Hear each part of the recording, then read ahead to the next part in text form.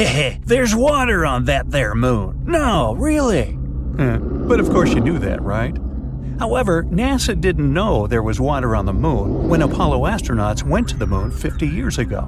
The astronauts brought back 842 pounds of rocks from the moon in hermetically sealed bags.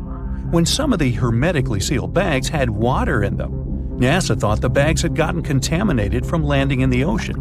It was moon water, but NASA never made the connection that the water came from the moon rocks because, hey, there's no water on the moon, right? We now know that that's wrong. There definitely is water on the moon. However, who discovered that there is water on the moon is a bit of a tangled question. India claims that their Chandrayaan-1 lunar orbiter discovered water in the moon's soil. Regolith is the geologic term during its 2008-2009 mission. That claim is disputed because the Chandrayaan-1 spacecraft took only infrared spectral readings of the lunar surface at 3 nanometers. The positive results could also indicate OH molecules as well as H2O. OH is a hydroxyl, meaning it could be either an acid or an alcohol. India sent Chandrayaan-2 to the moon in July 2019 to confirm the earlier findings, and did find H2O by taking infrared spectral readings at 6 nanometers. But NASA's SOFIA laboratory claimed it found water on the moon in August of 2018. SOFIA, the Stratospheric Observatory for Infrared Astronomy, flying at 45,000 feet aboard a modified Boeing 747 SP, took 6 nanometer spectral readings of the lunar surface and found the clear signature for water in August 2018. However, there is some dispute about that too. SOFIA's readings were not consistent with variations in temperatures on the moon. So, what's going on here? It's there, and then it isn't. Clearly, a hands-on measurement of the temperature on the lunar regolith is necessary to pin down if and when water is present in the sunlight on the moon. Therefore, the blue ribbon for the definite discovery of water in the rocks and soil on the moon must be given to China's Chang'e 5 lunar rover, working on the moon's near side in 2020. The question becomes, how much water is in the dirt and rocks on the moon? The answer? Not much. About 1 drop of water could be squeezed out of every cubic meter of regolith, and just slightly more in the rocks. Engineers are currently scratching their heads, trying to figure out what kind of machinery to design and build that will be able to mine this moon water. It is essential that the water be found locally on the moon. Water is too heavy to bring in any large quantities up to the moon to supply human activity such as building a planned moon base. Without a water supply, long-term human presence on the moon is a definite no-go. Fortunately, water is believed to exist more abundantly on the moon in another location, at the moon's south pole. As early as 2010, NASA radar mapped the polar regions of the moon. Radar mapping depends on the bounce-back or reflective signal of the radar waves. Radar bounces back differently when it strikes land or water or ice. Just like with your eyes closed, you can tell if someone is knocking on metal, wood, or plastic. The sound waves have their own distinctive pattern, just like radar does.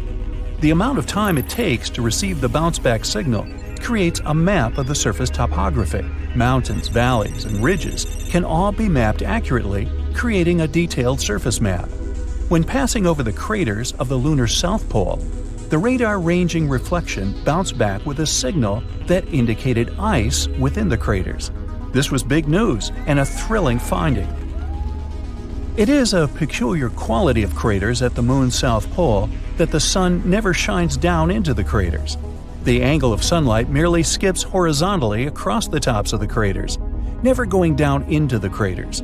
The unique polar location creates a situation where the upper rims of polar craters are always in the sunlight, but the bottoms of the craters never receive sunlight.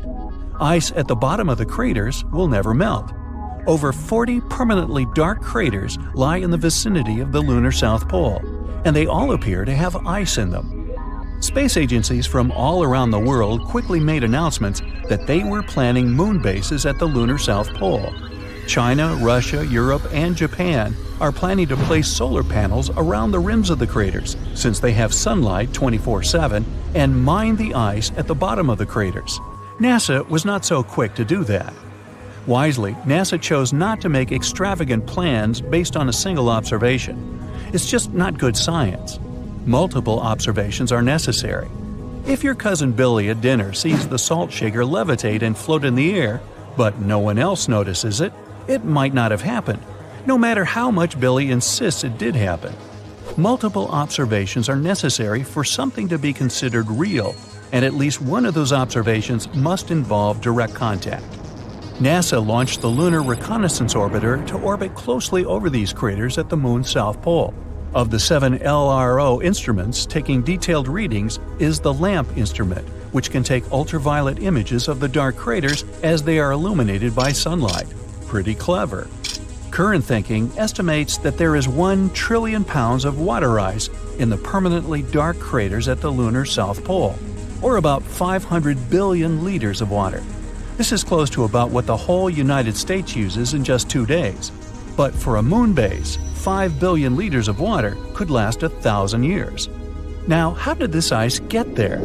Comets are the best explanation. Comets can be composed of many different kinds of ice, water ice being the most common, since oxygen and hydrogen are so prevalent in space. Earth is the only place in our solar system, however, with Italian ices. When a comet crashes into the lunar south pole and makes a crater, the ice is trapped there, never to melt or evaporate since it is compacted into the moon's surface. Radar readings have indicated ice as deep as 60 feet below the surface at the bottom of these dark craters. It's going to get very crowded at the moon's south pole when all these countries begin carrying out their plans to exploit the perpetual sunlight on the crater rims and the ice at the crater's dark depths. The moon's south pole is fast becoming the most valuable and most coveted piece of real estate outside of the Hamptons on Long Island, New York. But NASA still hasn't gotten its final direct sensation of water ice at the lunar south pole. They tried, and NASA is still trying. The L-Cross spacecraft fired a heavy projectile down into the dark crater Cabeus. The idea was to create a plume of gas from the impact that would rise above the crater rim, and a following spacecraft would fly through the plume of gas and take direct measurements of it. This would be the physical proof of water in the polar craters that NASA was looking for. L-Cross found plenty of hydrogen, along with sodium, mercury, and silver in the gaseous cloud raised from the crater floor, but no H2O molecules. The amount of hydrogen in the plume led many scientists to insist that water ice had to be the source. But there was still room for some doubt. It was not the direct detection that NASA had hoped for. Coming soon, Prime 1 will drill for ice at the moon's south polar area. PRIME is an acronym that stands for Polar Resources Ice Mining Experiment. The probe will only be able to drill 3 feet deep, but NASA hopes that it is deep enough to find ice compacted into the moon below the level of the regolith. Prime 1 is part of, and a prelude to, the Artemis human crewed mission to the moon. NASA has not had boots on the moon in over 50 years. In fact, we haven't landed anything on the moon during all the years since the last Apollo mission in 1972. We have landed rovers on Mars many times in the intervening years, but not the moon. Now, with the almost certainty of water ice on the moon, the race is on to set up a human crewed station at the south pole of the moon. Water on the moon is not only creating a lot of excitement in the science community, it's also creating a lot of drama on the ground. So now you are informed. It's not going to be just another space launch. This is a biggie. We're going back to the moon. It's going to be awesome. People haven't set foot on the moon in several decades, but the situation is going to change soon. NASA's Artemis program is going to send a few missions to Earth's natural satellite. The first astronauts might step on the surface of the moon already in 2025, as part of Artemis 3, if the current schedule holds, that is. And then the next stage will start, and it will be an even more ambitious project than sending humans to the moon again.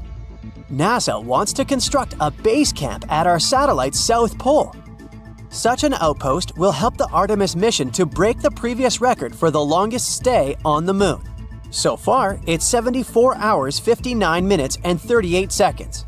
Plus, such a camp can serve as a jumping-off point for missions setting off for deep space. According to NASA, at first it's going to be a small camp, accommodating missions for a week or two. But soon, it'll grow in size and complexity and will be able to sustain crews for a couple of months at a time. There might also be an open-top rover similar to the one used in the Apollo missions and an RV. These options can provide mobility for astronauts while they live and work at the camp. With each new trip, the level of comfort of space explorers will increase. Specialists are now developing the technologies that will help people to work more easily on the moon, far away from home. There's also hope that building such a camp can help us prepare for an even more challenging step: human exploration of Mars. For the camp to function properly, it's very important to be able to find and extract resources from the satellite's rocks and dust. These resources can include water ice, metals, oxygen, and even some building materials. It'll help to lighten the load with supplies delivered to the moon. It can also potentially allow astronauts to remain there for longer periods of time. Now, why the lunar South Pole? There are two very important reasons. First, building the base camp there will allow astronauts to have periods of continuous light from the sun. The moon is tilted in such a way that its south pole experiences up to 2 months of continuous light every year, when the sun is circling above the horizon all the time. And all this abundant sunlight can provide the camp with a lot of solar power. At the moment, NASA is trying to design a solar array that could stay more than 30 feet in the air. This way, it'll be able to make the most of the available sunlight. The second reason for choosing this location is deep craters that have been shrouded in darkness for billions of years, also because of the moon's peculiar tilt. Some of these craters haven't seen sunlight since the time of their formation. They're also known as permanently shadowed regions, and that's where scientists have found evidence of water ice. If we manage to access this frozen water and it turns out there's a lot of it there, it'll be hugely valuable for the inhabitants of the base camp. Plus, it might supply flights back to Earth, or further on to Mars. We don't know yet whether there's a lot of water in that region or whether it's free of contaminants, but NASA is going to find out. One of the ways to do it is to use Viper. This mobile robot is likely to arrive at the lunar South Pole in 2024. The Lunar Terrain Vehicle, or LTV for short, is scheduled to arrive on a mission in 2025. Astronauts will be able to operate it remotely, and it's likely to be able to avoid such hazards as rocks and craters on its own. Astronauts will then explore their surroundings either from the safety of the lander on earlier missions or later on from the base camp itself. Plus, NASA will use the LTV to conduct scientific or mission-related work even during periods of time when there will be no humans on the moon. The vehicle will play a crucial role in searching for water ice and other resources. But even though the LTV's remote-controlled capabilities are quite innovative, its design isn't going to change much. It'll look almost like the rovers that have come before it. If astronauts decide to drive the vehicle with its top open, they will have to put on their spacesuits, and that's not very comfortable. Donning such a suit can easily take hours. Plus, the duration of missions always depends on how much oxygen each astronaut's spacesuit has left. That's where NASA's RV-like concept, known as the Habitable Mobility Platform, comes into play. If this project succeeds, the RV will have a pressurized interior and life support systems, meaning passengers will be able to have a ride without their spacesuits on. This will definitely make life easier for astronauts. The final design of the vehicle isn't ready yet, but the main goal is to allow several people to live and work inside the vehicle for up to 2 weeks. Now let's have a look at what the future lunar cabin might look like. Its design hasn't been finalized either, but NASA is looking at modular and inflatable structures. It may help to create larger spaces for crews to live in. Plus, such kinds of structures are more compact and lightweight, so it will be easier to transport them to the moon. But there's one more intriguing possibility. How about a large-scale 3D printer that will use lunar soil and rock as its raw material? Such a machine might be able to produce bricks and other shapes, assembling dwellings from scratch. A prototype 3D printer is now building a test structure in Houston. Also, the first towns on the moon could probably be built in craters. They might be covered with protective materials like plastic, reinforced with a net made of titanium and UV-resistant superfiber. The inhabitants would have to access their homes through airlock entrances dug into a mound. Bilbo Baggins would surely appreciate their aesthetics. On the Moon, gravity is way weaker than on our home planet. And while it can make it easier for astronauts to walk and even run on the Moon's surface, it's not so great in the long run. That's why inside the lunar base, there might be an artificial gravitational field. Without it, people would have problems with coordination, balance, and orientation in space. Plus, weight-bearing bones would lose 1 to 5% of mineral density per month. A geologist from the University of Notre Dame, who's been studying samples of lunar soil, says that rocks or dust may have a key role in protecting astronauts from radiation coming from solar flares and cosmic rays. On Earth, the planet's atmosphere and its magnetic field filter out most of this harmful radiation. But the Moon doesn't have the same shield because there's no atmosphere like on our planet there. The very weak one that our natural satellite has is made up of some unusual gases that haven't been found in the atmosphere of Earth, Mars, or Venus. That's why people working there will need extra protection. The experts say that up to 6 feet of lunar material might be needed to shield astronauts from the radiation. But besides building materials and water, there's another crucial resource on the Moon, and it's oxygen. NASA hopes to start extracting this gas from moon rocks. They also hope to find metals like aluminum. This could allow astronauts to live off the land, and the base would become much more self-sufficient than expected. It could turn into a resupply station for spaceships heading for Mars. But a colony on Mars would cost us trillions of dollars to construct and inhabit. It would take a long time for even one cargo ship to reach the red planet. Lunar camps are much easier to build and maintain. There will likely be direct spaceship routes connecting the satellite with Earth, and people will need just 3 days to travel between these 2 points. That's one of the reasons the colonies on the Moon will be growing, developing, and changing non-stop.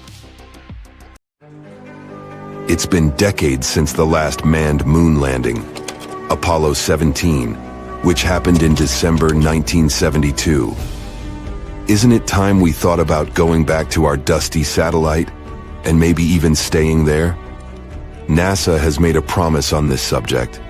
They're preparing to send astronauts on the Moon again, perhaps by 2025. This will all happen through a program called Artemis. It's also going to include the first woman ever to experience the lunar surface. Now you might ask, why haven't we done this already? One former NASA administrator said something interesting on the subject. It's not because of scientific or technological issues. Problem was that the potential projects took too long and were just too costly. You see, space travel, especially when it involves humans, isn't easy on the pockets. It's true that, in recent years, NASA had budgets of billions of dollars. Sure sounds like enough money, right? Well, not when you check out their to-do list. That's because they have to consider everything. From telescopes and giant rocket projects to missions also targeting the Sun, Jupiter, Mars, and beyond. When you look at it this way, NASA needs to be very good at budgeting to achieve all those goals. It's not just because of finances, though. The Moon itself is quite problematic. It poses real dangers that cannot be taken lightly. For starters, its surface is filled with craters and boulders that aren't easy to land on. Then, there is the moon dust, or regolith, if you'd like to call it by its scientific name. It was created over many years by meteorite impacts. It's extremely harsh and sticks to everything. It can potentially damage spacesuits, vehicles, and systems quite quickly. Also, dealing with the lunar habitat isn't a walk in the park either. The Moon has no protective atmosphere. What this means is that for 14 days at a time, the lunar surface is faced with harsh rays from the Sun. That period is followed by another 2 weeks of total darkness. All these changes create extreme temperatures, which us humans are not really accustomed to. There are solutions, don't worry. NASA is working on dust and sun-resistant spacesuits and vehicles. They're even developing a system that might supply electricity during those lunar nights. What's even more interesting about this system is it could come in handy on Mars too, once we get there. NASA also needs to draw in really smart people for its projects. Think about it. The average age of the people working for the mission control for Apollo 13 was just 26 years old. And these people had already been part of numerous missions by that time, which means they'd had considerable experience from a very young age. But here's where other individuals can help too. In recent years, it wasn't just NASA who's been working tirelessly to revolutionize space travel. There are many successful people out there with enough resources to join in on these efforts. Some are developing new types of rockets that can land on the moon too. In total, NASA landed 12 people on our satellite. It's definitely one of the most awesome moments in its history, if not the best. And those astronauts did amazing things up there. They brought back rocks, took snapshots, did science experiments, and even left flags behind. These were all important moments of the Apollo missions. But they weren't meant to create a safe place for humans on the moon. Scientists have had this idea of a lunar space station for a long time now. It's only logical. After all, it's just a 3-day trip from Earth. It means we can, technically, afford to make little mistakes here and there, without messing up the whole project. Plus, we'd learn so much before venturing even further into space. A moon base could provide fuel for deep space missions. We could also build telescopes up there and launch them way easier in space. It could also help us in another important project: figure out how to make Mars habitable too. Not to mention, a lunar space station would help us learn more about the moon's origin. Who knows, it could even bring in some money because of all that fun, exciting lunar tourism. Either way, the Apollo moon program took a lot of work. For starters, let's look at the sheer number of people involved. Around 400,000, from every corner of the states. Not everything was picture perfect, tough. There were two main unfortunate events. Firstly, a fire mishap at the launch pad of Apollo 1. Secondly, an oxygen tank decided to throw a tantrum on Apollo 13, causing severe issues mid-mission. An important part of the project was Saturn V. It is to this day the most powerful rocket flown successfully, being 36 stories high. Still finding it hard to picture? This rocket stood twice as tall as Niagara Falls. Thanks to Saturn V, NASA successfully completed 13 missions. This included chauffeuring 24 astronauts towards the moon, with half of them even having a little walk on its surface. The existing rockets and space shuttles can't go beyond low Earth orbit. In simpler terms, they can't reach the moon with all the gadgets astronauts need to thrive. Current space vehicles are just not capable of carrying that load, at least not since the Apollo missions happened. Regardless, we did make a lot of progress on Earth and are ready to send astronauts to our satellite pretty soon. Here's where the Artemis project comes in. It's a program overseen by NASA. And to make sure it all goes well, NASA previously launched Orion, a spacecraft with no crew on board to orbit the moon and return to Earth. Think of it as an automated test drive. Before we actually send people out there again, we need to make sure all the devices work properly. One day, Orion will be the vehicle that will take astronauts to the moon again. It features a launch abort system to keep astronauts safe in case something bad happens during launch. It also has a service module, which is the powerhouse that fuels and propels Orion and keeps astronauts alive with water, oxygen, power, and temperature control. All these future projects make one wonder, what will life on the moon be like anyway? We can only use our imagination for now. Some say we'll be living in homes straight out of a fairy tale, something like a cozy hobbit hole. Living underground on the moon might be a must. That's due to the scorching temperatures and the lack of oxygen. If you add meteorite threats and the non-stop radiation, it's no wonder we can't just walk on its surface. What about transportation? Big and small companies alike are trying to create the ideal moon ride. If current estimations are current, one type of moon taxi will take off as soon as 2024. Unlike our current rockets, these space taxis won't have to deal with the harsh conditions of re-entering Earth's atmosphere. It will be easier for them to make multiple round trips. To support our lunar living, we'll need to have a special area for space taxis to safely take off and land. Think of it as a landing pad on a firm, flat stretch of moon surface, protected by walls to shield against moon dust. Moving around on the moon's surface will be made easier too. The next generation vehicles we're talking about will have their own controlled environment, which means you won't need a spacesuit while inside. Should feel like stepping out of your space ride for a bit. Then of course, you'll need to put on your spacesuit. All right. So we've got our homes and our rides sorted. But what about fuel? That's where the moon throws us a lifeline. The moon's lighter gravity means we don't need as much power to escape its pull. Plus, the moon has ice, and that's super handy. We might be able to convert this ice into rocket fuel. We'll need dedicated space gadgets to help gather this ice. One such tool is called Trident. It's like a drill, perfect for digging into the icy moon surface. Additional robotic helpers would then turn this ice into fuel and deliver it to a space gas station. If this works, rockets on their way to Mars could stop by for a quick fuel top-up before continuing their journey.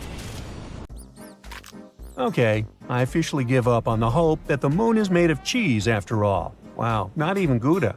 The shiny lunar ball, or a curved banana, or half of a coin, depending on what phase it's in, has different layers inside, just like Earth. One of these layers is called the inner core. About 20 years ago, scientists were observing how the moon rotates.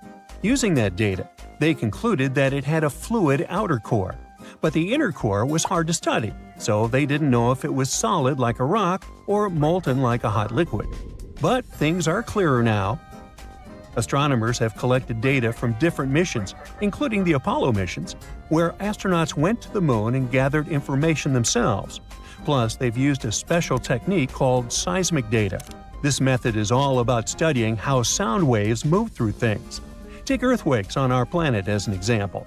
When an earthquake happens, it creates waves that travel through the ground. Scientists can detect and analyze these waves to learn more about Earth's interior. The same idea can apply to other objects in our solar system, or planets, or, in this case, the moon.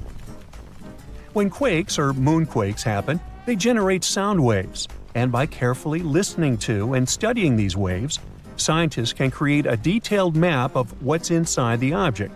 They can figure out things like different layers, what they're made of, and how they're arranged.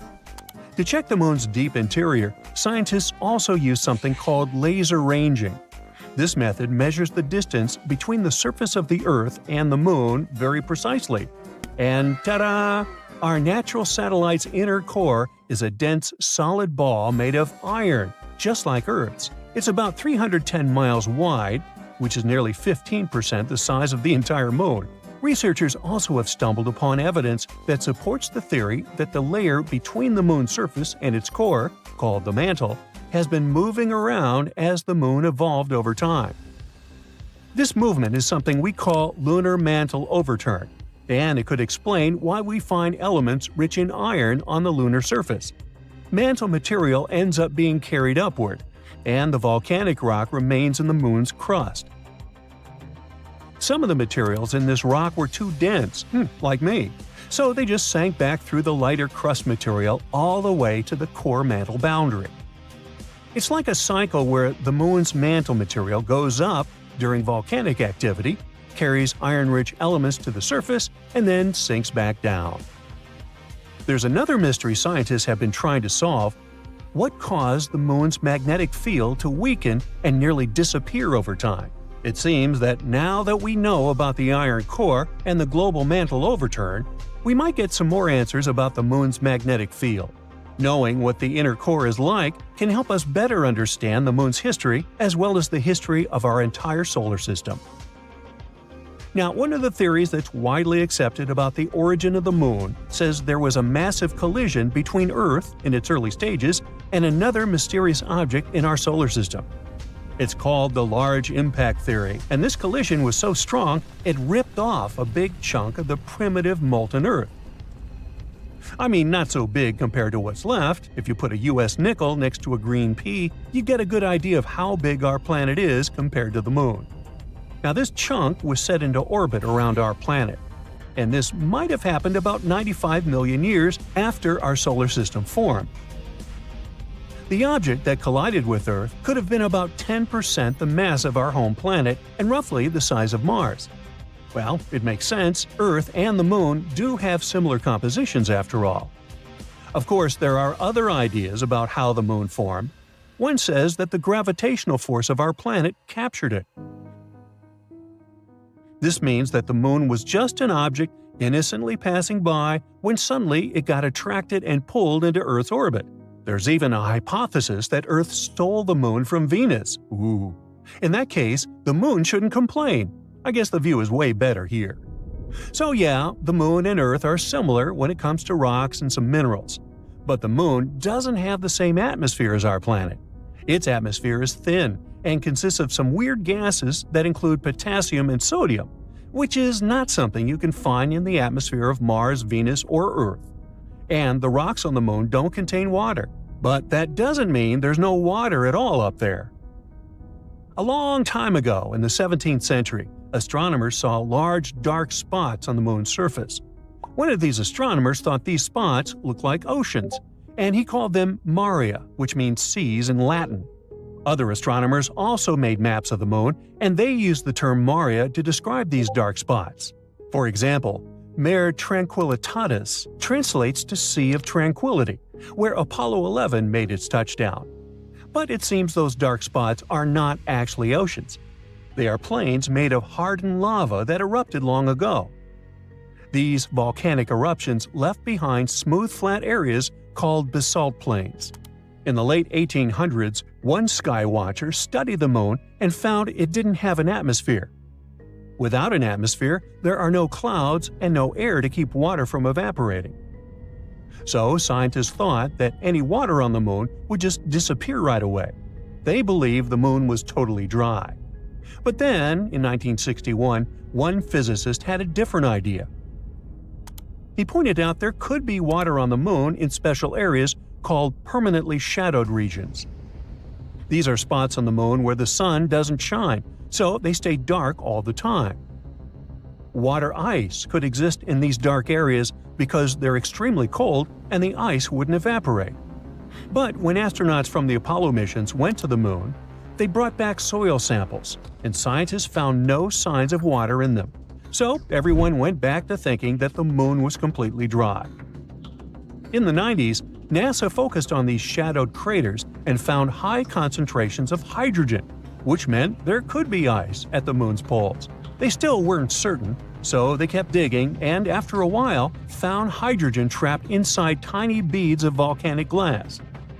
Since there are no active volcanoes on the Moon today, which means water probably was present on the Moon when these volcanoes erupted long ago.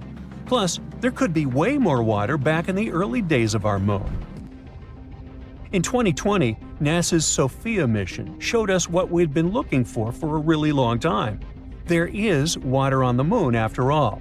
It turns out the water is hidden within the grains of lunar dust or sticking to the surface in the sunlit areas of the Moon. So there are no oceans like we have on Earth, but at least there's something. The question remains, how did water even get there? It seems the Moon had a chaotic history back at the time when it was forming, as probably most of the planets and moons in our solar system. So there is some evidence that water came there from comets hitting its surface back in the old days, or maybe even keeps on coming from those that are slamming into the Moon right now. We're talking about a chaotic situation where icy micrometeorites collide with the moon's surface, and dust then makes an even bigger mess when interacting with the solar wind. But we're waiting to find out more about this. Because, as we all know, when you mention water, you also inevitably talk about life. That's why we want to know more, for instance, about all that ice hidden in polar craters on the moon. Maybe it can teach us more about how life developed on Earth. Maybe comets brought all the necessary elements here.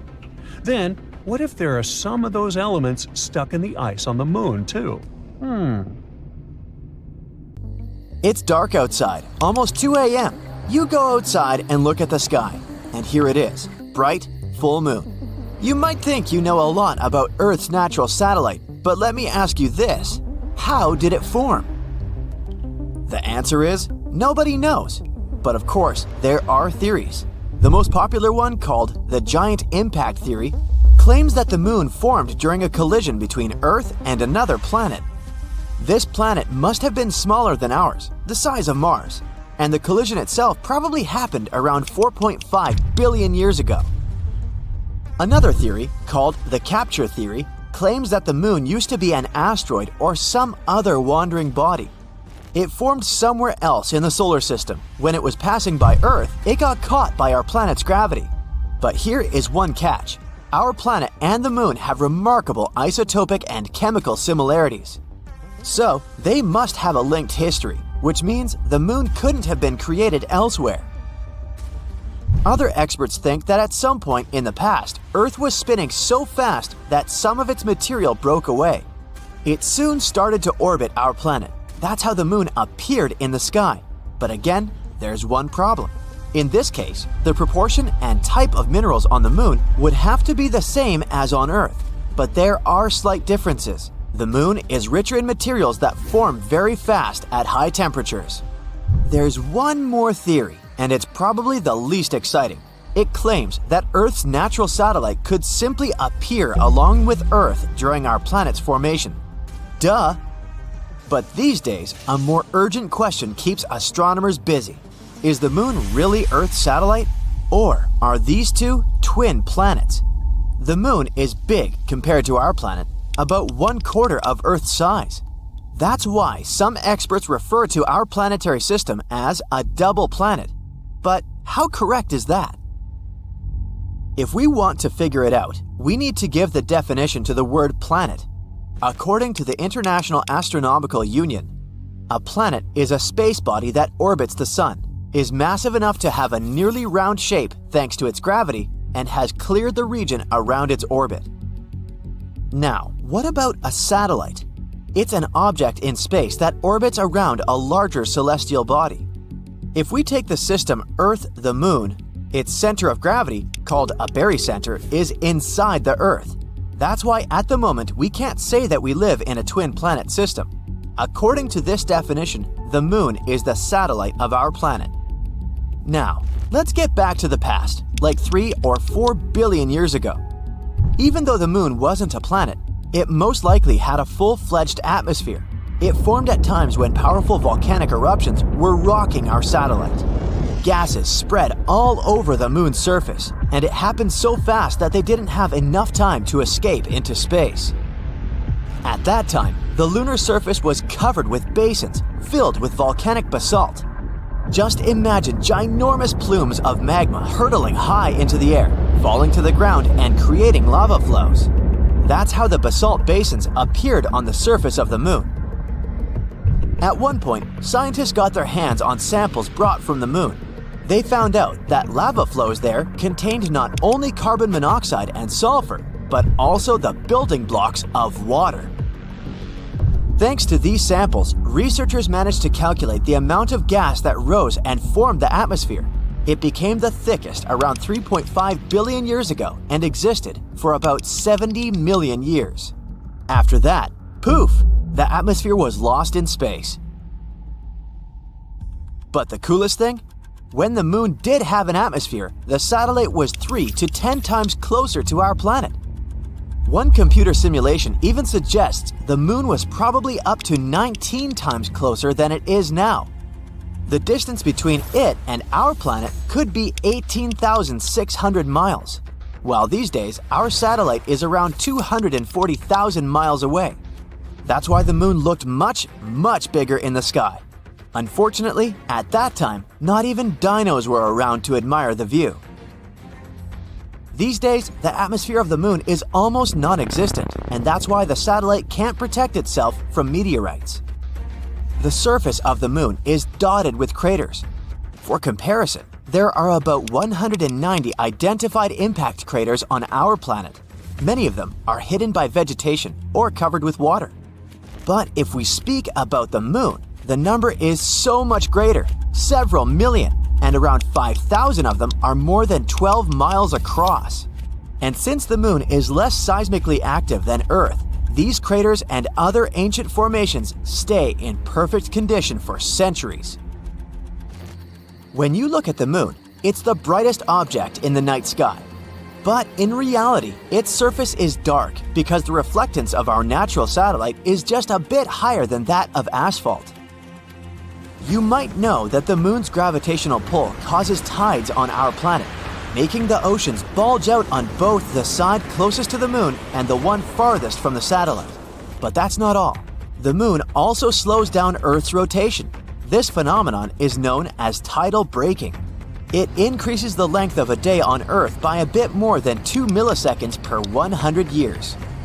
The moon is also moving away from Earth at the same rate at which your fingernails grow. That's about 1.5 inches per year. If one day the moon floats away into space, our planet will have to live through tough times. Without the stabilizing pull of the moon's gravity, Earth's tilt would start changing wildly, from no tilt at all, meaning no seasons, to a large tilt, resulting in extreme weather. Even though the moon's surface is mostly dormant, Earth's natural satellite still experiences moonquakes. One theory suggests that they may be happening because the moon is shrinking as its insides are cooling. Scientists say that the moon has become around 150 feet skinnier than it used to be several hundred million years ago. To help you understand it, picture a grape turning into a raisin. It wrinkles while shrinking. The same is happening to the moon. It's shrinking and it's wrinkling. But unlike the grape, the moon doesn't have flexible skin. Its surface is hard and brittle, so as the moon gets smaller, the crust cracks and breaks, and its sections get pushed over neighboring parts. Want to know another cool thing about the moon? A recent study claims that it has a tail, and every month it wraps around our planet like a scarf.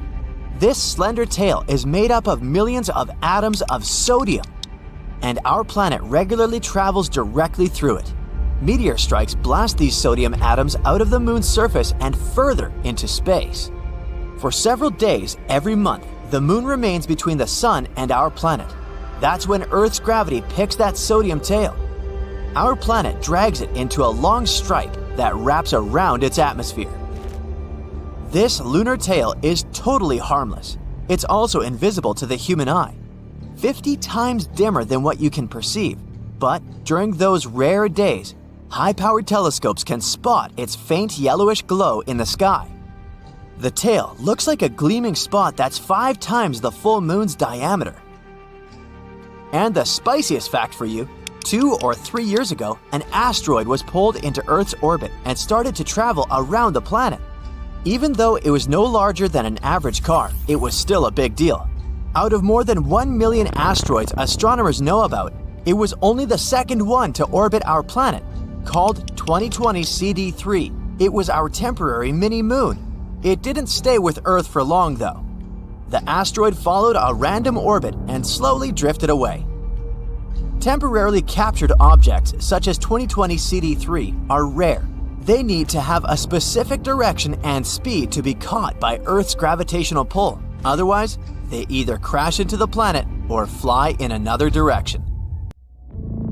Recently, Chinese scientists discovered something interesting on the moon, an unusual crystal. Moreover, they found out that this crystal contains an element that can literally replace nuclear fuel. Let's find out more. The composition of the moon has long remained a mystery to us. Half a century has already passed since the Apollo mission. Unfortunately, we haven't traveled to the moon much since then. So it's not surprising that it's not so easy for us to study it. But recently, we've made a breakthrough in this area. In December 2020, Chinese scientists sent the Chang'e 5 probe to the moon. The mission was named after the ancient Chinese deity of the moon, Chang'e. Quite poetic, isn't it? Anyway, after the probe went to the nearest side of the moon, it spent several days digging through the surface and rocks and then returned to Earth. In total, it collected about 4 pounds of various lunar rocks, like basalt, solidified lava, and so on. And yeah, maybe it doesn't sound too impressive, but it's actually a mini breakthrough. After all, we hadn't received any lunar samples since 1976. And these samples are very important for learning the history of our world. We've been struggling for many years to find out, for example, how the moon was born at all. Yes, there were a lot of theories, but we still couldn't find any proper evidence for any of them. But thanks to the latest missions and some computer simulations, scientists finally found out the truth. The moon was born when some random dwarf planet crashed into our Earth many millions of years ago. This dwarf planet was slightly smaller than Mars. The fragments of the Earth went into space, but some of them stayed in our orbit. Then they stuck together and formed the moon.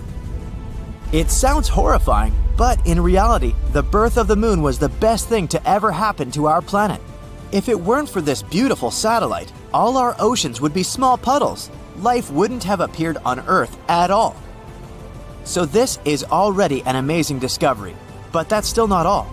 Studying the collected rocks, scientists from the Beijing Research Institute discovered something unusual, a rare lunar crystal. Looks pretty boring, doesn't it? Just some tiny transparent monocrystal about the thickness of a human hair. We've already found such things on the moon before. These crystals were formed as a result of volcanic activity, just like some garnets on the Earth. And yep, the place where they discovered these crystals also suffered from volcanoes 1.2 billion years ago. That means that this tiny baby is over 1 billion years old. But that's not the most important thing. It's the fact that this crystal is made of a unique material, the one that we've never seen before. Researchers from the International Mineralogical Association have confirmed that such a composition can't be found anywhere on Earth. The crystal was named Chang'e, again after the same moon deity. And this is another achievement. This is the 6th previously unknown mineral that we've found on the moon and the first one found by China. Now, it has become the 3rd country in the world to make such a lunar discovery. However, this tiny crystal still wasn't the only remarkable thing they found. After studying this gem and about 140,000 other lunar particles, scientists have discovered something else. They found helium-3. Why is it so important? Because this is one of the elements that feed the sun and other stars in our universe. We tend to say stuff like, put out the sun is burning, and so on. And this is one of the reasons why many people actually think that the sun is a huge fireball. But it's not. Its burning is actually a completely different process, which is called nuclear fusion. The process itself is quite simple. During this reaction, hydrogen in the star turns into helium. But this simple process is actually one of the most violent and insane reactions in the universe. There's a real boiling broth of particles inside the sun. The hydrogen nuclei that jump and rush there are constantly repelling each other since all of them are positively charged. And so they could continue to boil and chill around without bothering anyone if it weren't for the stars. The stars turned out to be cheaters. They have such strong gravity that they basically grab billions of these little atoms and squeeze them together. Combining with each other, these atoms create new heavy elements, like the mentioned helium. And when this happens, they throw a lot of energy into space. And that's how the sun burns. At the same time, it spreads so much energy that we can't even imagine. Okay, so what is helium-3? Well, this is an element to which even the sun can say, "Whoa dude, you should calm down." The fusion of helium-3 atoms releases even more energy than in typical nuclear fusion. And most importantly, it doesn't pollute the atmosphere with harmful things like radiation. We have very, very little helium-3 on Earth. Its prevalence in our atmosphere is about 1 in a million. And besides, it's constantly trying to escape from us back into space. Probably feels some bad vibes from us. However, scientists have recently found out that there's a place that contains a lot of this element. Yep, you guessed it, it's the Moon. We think that there's more helium-3 on the Moon than on Earth because of the solar winds. The Sun has been hammering on the Moon with its helium-3 for billions of years, so now it's all over the place. It's still not too much if you compare it, for example, with Jupiter or Saturn. But don't forget how much energy it can release. For your information, with only 25 tons of helium-3, it's possible to provide America with energy for an entire year. Now, there are 35,000 tons of it here on Earth, and more than 1 million tons on the Moon. Only these sources could feed the entire US for thousands of years. So basically, in the future, helium-3 may become a new source of fuel. And it's better than nuclear fuel in basically everything. Helium-3 won't leave any harmful waste and radiation. It's more powerful and not that dangerous. In other words, this environmentally friendly and efficient energy could be a revolution for our planet. Sounds cool, huh? So, what are we waiting for? Grab the shovels, you might say. But there's a little problem here. Unfortunately, we haven't yet come up with anything as wildly strong and hot as the stars. To use helium-3, we need crazy temperatures and pressure. We need a thermonuclear reactor, and we have no idea how to build it, yet. And even if we could heat it up to such temperatures and get the needed pressure, we still don't really know how to handle helium-3 correctly. Therefore, even if we have an infinite amount of helium-3, we still won't be able to use it. But still, there's a great power behind helium-3, so it's not surprising that different countries have already started a race for nuclear resources. Now that Chang'e 5 has discovered a new helium-3 deposit on the nearest side of the Moon, this race can become downright global. For example, China already plans a new lunar mission in 2024, Chang'e 6. During this mission, they want to collect the first samples from the far side of the Moon. As you can see, finding this lunar crystal was very important for us. These crystals can help us find new ways to create helium-3. And if we manage to do that, humankind will enter a new era. But to do this, we still have to solve a number of problems. How to deliver a bunch of these lunar crystals to Earth, how to make them produce energy, and so on. Let's hope that in the future these issues will be resolved and we'll find a way to produce clean, safe, unlimited energy. Hey, ever wanted to taste a salad from space? Well, you might be able to one day. Scientists have taken soil from the Moon and successfully grown plants in it. Back in the late 60s and early 70s, it was the first time in our history we set foot on a surface that wasn't Earth. During the several trips to the Moon in the Apollo program, astronomers brought back some rocks and soil to study. The researchers named the lunar soil regolith and used the seeds of a particular plant called blah blah blah blah blah, you can read it here, which is found in Asia, Europe, and parts of Africa. They crossed their fingers, not knowing what would happen. The only thing they did know was that the lunar soil was too poor in nutrients to sustain any plants. So they created a lunar soil stimulant made from volcanic ash to replace the real lunar soil and went to work. Since they needed two separate experiments, they planted the seeds in Earth soil. It was a controlled experiment. They also planted some seeds in the lunar soil as the variable. They were very careful and used a single gram of lunar soil for the experiment. To their surprise, it only took 2 days to see little green leaves and 6 days for them to be properly visible. But sadly, after day 6, the lunar soil plants stopped growing. The soil wasn't enough to provide the needed nutrients for the plant to thrive. The seeds in the soil from Earth, however, grew lavishly. But not all was lost. Even though the lunar plants didn't continue growing, they survived and were harvested 20 days later. Sadly, they still didn't produce a yummy space salad. The scientists then studied the biological form of the plants and found out that the lunar plants were developing under a lot of stress, as if they were growing in a harsh environment, compared to their counterparts in the regular Earth soil. Either way, the study was a huge success. It was the first step in growing food in the soil that wasn't from Earth. NASA planned on a new moon landing in 2024, but due to some complications, it was pushed back to 2026. This will be the first time a person sets foot on the moon since Apollo 17 in 1972.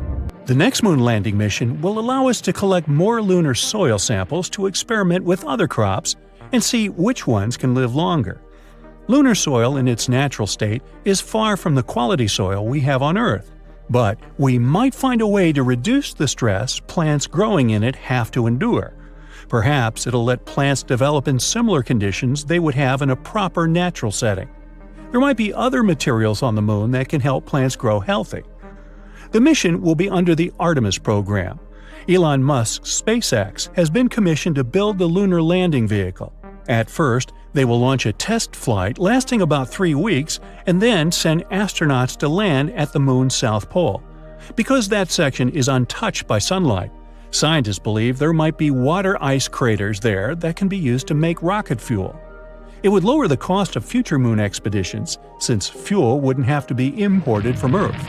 Besides potentially growing plants in lunar soil, using water ice from the craters as fuel would be another way of making the moon self-sufficient for space exploration. Now, Mars would be one of the most difficult places to migrate to when you consider how Earth sustains life. But scientists believe that with the right engineering and living conditions, Mars can potentially become our new home. The red planet has a very similar force of gravity to that on Earth, which means that constructing buildings with proper infrastructure wouldn't be much of a problem. Our biological clocks wouldn't be too affected either, since a day on Mars is roughly 40 minutes longer than on Earth. Elon Musk plans on sending out robots to test the conditions on Mars before humans set foot there. These robots will be humanoids, mimicking the way people walk and move. They must be built in a special way to test how the conditions on Mars would affect us physiologically. These robots can also start constructing buildings for people to live and work in. We would have to be tremendously advanced in our agricultural innovations to grow crops in hostile environments.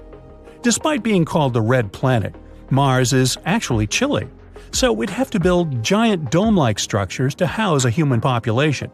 They'd need to be self-sufficient enough not to have to rely on Earth's natural resources. These domes would protect us from harsh sandstorms and sub-temperatures. Now, a mission to Mars might not happen in our lifetime, but at the moment, we can take the first steps. Since we've found out that we can use lunar soil to grow something, the next step is to understand more about the process. We won't be living on the moon anytime soon, so we can use the studies of lunar soil to help us solve some problems on Earth. Countries like India are adapting smart farming that uses robots to speed up the process. Some robots are designed for seeding, harvesting, watering, and other tasks. Robotic manufacturers are in high demand now. They produce unique machines like self-automated tractors and aerial vehicles that can hover over fields and water crops. This form of farming will increase productivity and reduce overall costs. It will also help save water by studying the exact volume crops need. A cool, innovative way of farming is vertical farming, which can be done in heavily populated cities. You can practically use any abandoned warehouse or building to do it. It recycles water used at the top of a vertical farm. It drips to lower levels and is then used again. The farmers stack plants in vertical beds for the water to drip easily. They also use both natural and artificial light. These farms are usually soil-free. Instead, plant roots remain in a nutrient-rich solution that is constantly monitored. This method is cost-efficient and supplies plants with the exact amount of nutrients they need. Other vertical farms use ponds with fish living at the bottom. These fish produce waste that is very rich in nutrients. Plants can use it as food. Vertical farms are growing more popular and may soon replace traditional farming. Vertical farming will allow farmers to grow almost 10 times the amount of produce than a plain field, all because they utilize the space above and below. You don't have to worry about little critters on the ground stealing your crops. You should only worry about flying ones. Indoor farming is becoming very popular. Crops growing outdoors always face natural hazards that can damage them. But with indoor farming, we won't have to rely on seasons to grow certain crops. Indoor farms can replicate the conditions of all climates, and we can have any fruit or veggie at any season. There's also genome altering to make every crop the best of the best. It will eliminate any bad seeds, literally. We won't have to waste tons of crops that aren't suitable for consumption. They can have extra nutrients and be healthier. All of these methods are just the first few steps before we begin with space agriculture on planets with hostile environments. Growing plants in space isn't something new. The International Space Station has an array of specialized gardens for growing veggies. Scientists are studying growing crops and plants in zero gravity, which can provide fresh food for astronauts. They use LED lights above plants to accelerate their growth and install proper watering mechanisms. This might be useful for a handful of astronauts at the International Space Station. But what if we were traveling across the galaxy to populate new planets? Well, we'd have to consider a large space dedicated to indoor farming. On the other hand, technology is likely to improve so much by then that we won't even need veggies and fruits in our daily diet. There might be other yummy alternative stuff to munch on. But hey, I'd rather have that space salad, please. Do you have any croutons? The Moon. A beautiful, natural satellite with some mysterious dark splotches. We always see only one side of it, so we're used to this image. It's hard to imagine the Moon looking any other way. But it used to be different. Oh ho ho, it used to be so different. Picture this, a huge incandescent satellite in the sky that is causing constant tsunamis. I suggest we go very far into the past to see what the Moon was like many, many years ago. The Moon formed around 4.5 billion years ago. At that time, our green-blue planet was still a red-hot, insanely unstable piece of rock flying in space. We didn't have the Moon yet, and a day on our planet only lasted 6 hours, which meant only 3 hours of daylight. Volcanoes erupted all over the place, releasing poisonous gas into the air, and a bunch of meteorites regularly crashed into the planet. At the same time, 4.5 billion years ago, the so-called Big Splash occurred, or, as scientists call it, the Giant Impact Hypothesis. It claims that once an object the size of Mars crashed into Earth. Mars is about 2 times as small as our planet, so the blow wasn't too bad, but it was quite catastrophic. This powerful impact tore off part of the outer layers of that Mars-sized object and Earth. The very core of this space body merged with Earth's own dense core, and a huge number of fragments of Earth flew into outer space. So, this was the beginning of our Moon, or, saying in a scientific way, the process of differentiation has begun. This is the process all planetary bodies go through at the beginning of their lives. Since the impact was very hot, its heat carried away most of the gases and liquids from the broken pieces of Earth. Only a relatively dry stone surface remained. So yeah, there is water and gases on the Moon, but in very small quantities. The gravity of our planet was strong enough to make all these hot stone fragments stay in its orbit, and they gradually began to stick together. The chemicals they contained were distributed in layers. Iron, which was heavier, sank deeper inside, and lighter elements formed the surface. In a short time, 100 years or less, the ring of steam, dust, and molten rock fused together. The largest clusters with the strongest gravity attracted more and more particles, gradually forming the Moon. It looked like a red-hot bubble ball. Sadly, the nucleus of this newborn Moon turned out to be very small. It lacked iron and other heavy elements to form into something substantial, like a planet. The oldest rocks of the Moon probably formed in the ocean of magma. And when the Moon gradually cooled down, it turned out to be a white, clean, and perfectly even ball. But it was still completely different from what we have now. To begin with, immediately after its birth, the satellite was located at a distance of only 13,500 miles away from Earth. This is 15 times closer than it is now, around 238,000 miles. It's scary to imagine how huge and bright the moon looked in the sky at that moment. The view was probably both beautiful and terrifying. And, of course, such proximity caused incredibly huge waves on Earth. The planet experienced regular tsunamis. Also, at that time, the moon was spinning very fast, and it wasn't turned to Earth with only one side. But, in general, Earth and the moon had a positive impact on each other. For example, it was the moon that made our day last 24 hours. Now, Earth's axis is mostly tilted 23.5 degrees from the plane of its orbit around the Sun. Without the moon, Earth rotated rapidly, but thanks to the satellite, the planet's tilt stabilized, which led to a wide and pleasant variety of climates on Earth. To be fair, the gravity of our planet also helped the moon. Thanks to it, the moon began to rotate more and more slowly while gradually moving away from us. Over the years, its orbit has moved far away from our planet. At the same time, the moon became tidally locked to Earth. This means that its rotation period coincides with its orbital period. Or, in other words, the moon moves around itself as fast as it moves around the Earth. That's why the moon always faces our planet with only one side. When the moon moved away, tides on Earth became calmer. Now, water could flow to the most remote corners of our planet. It was then that life appeared on Earth. But back to the evolution of the moon itself.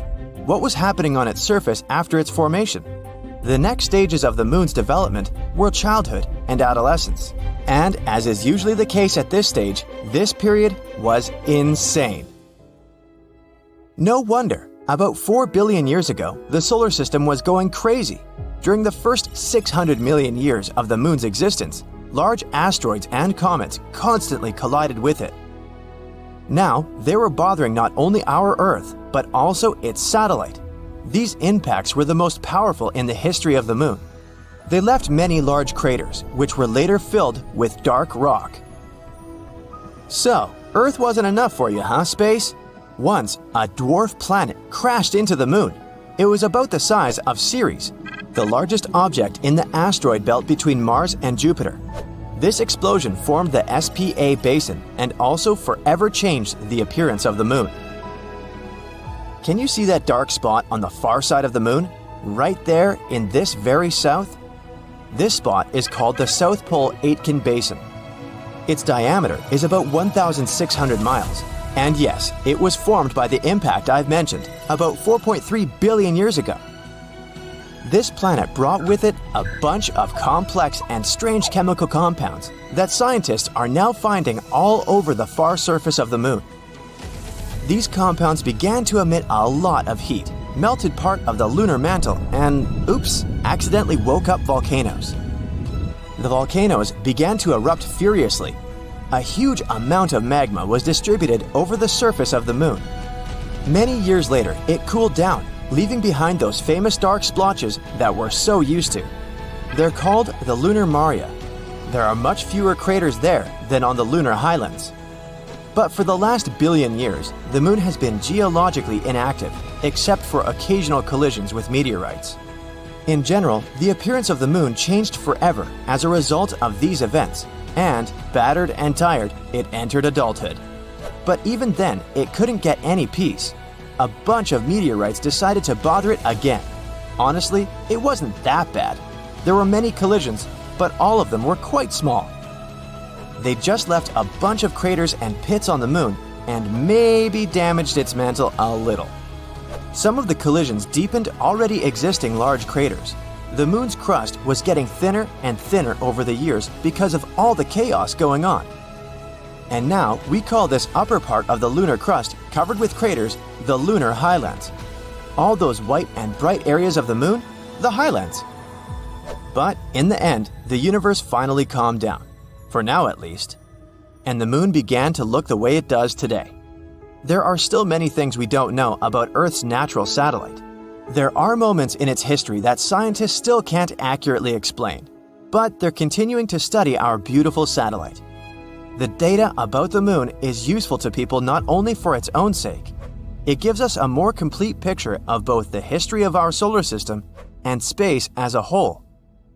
So, let's hope that one day we'll be able to find out everything there is to know about the Moon. Have you ever seen the other side of the Moon? Ah, I caught you. Of course not. But maybe you've seen it in photos. In that case, have you ever wondered why the two sides look so different? Well, let me tell you. We can't see the other side of the Moon. People believe this is because the Moon doesn't rotate around its axis. But this is not true. The Moon does rotate. It just does it at the same rate as its orbital motion. This is a particular case of tidal locking called synchronous rotation. The first time we ever saw a far side was only in 1959, all thanks to the Soviet Lunar missions and later the US Apollo program. Now, when Luna 3 and other spacecraft transmitted the first far-side images, they revealed a far more cratered hemisphere that looked more like Mercury or Jupiter's moon Callisto.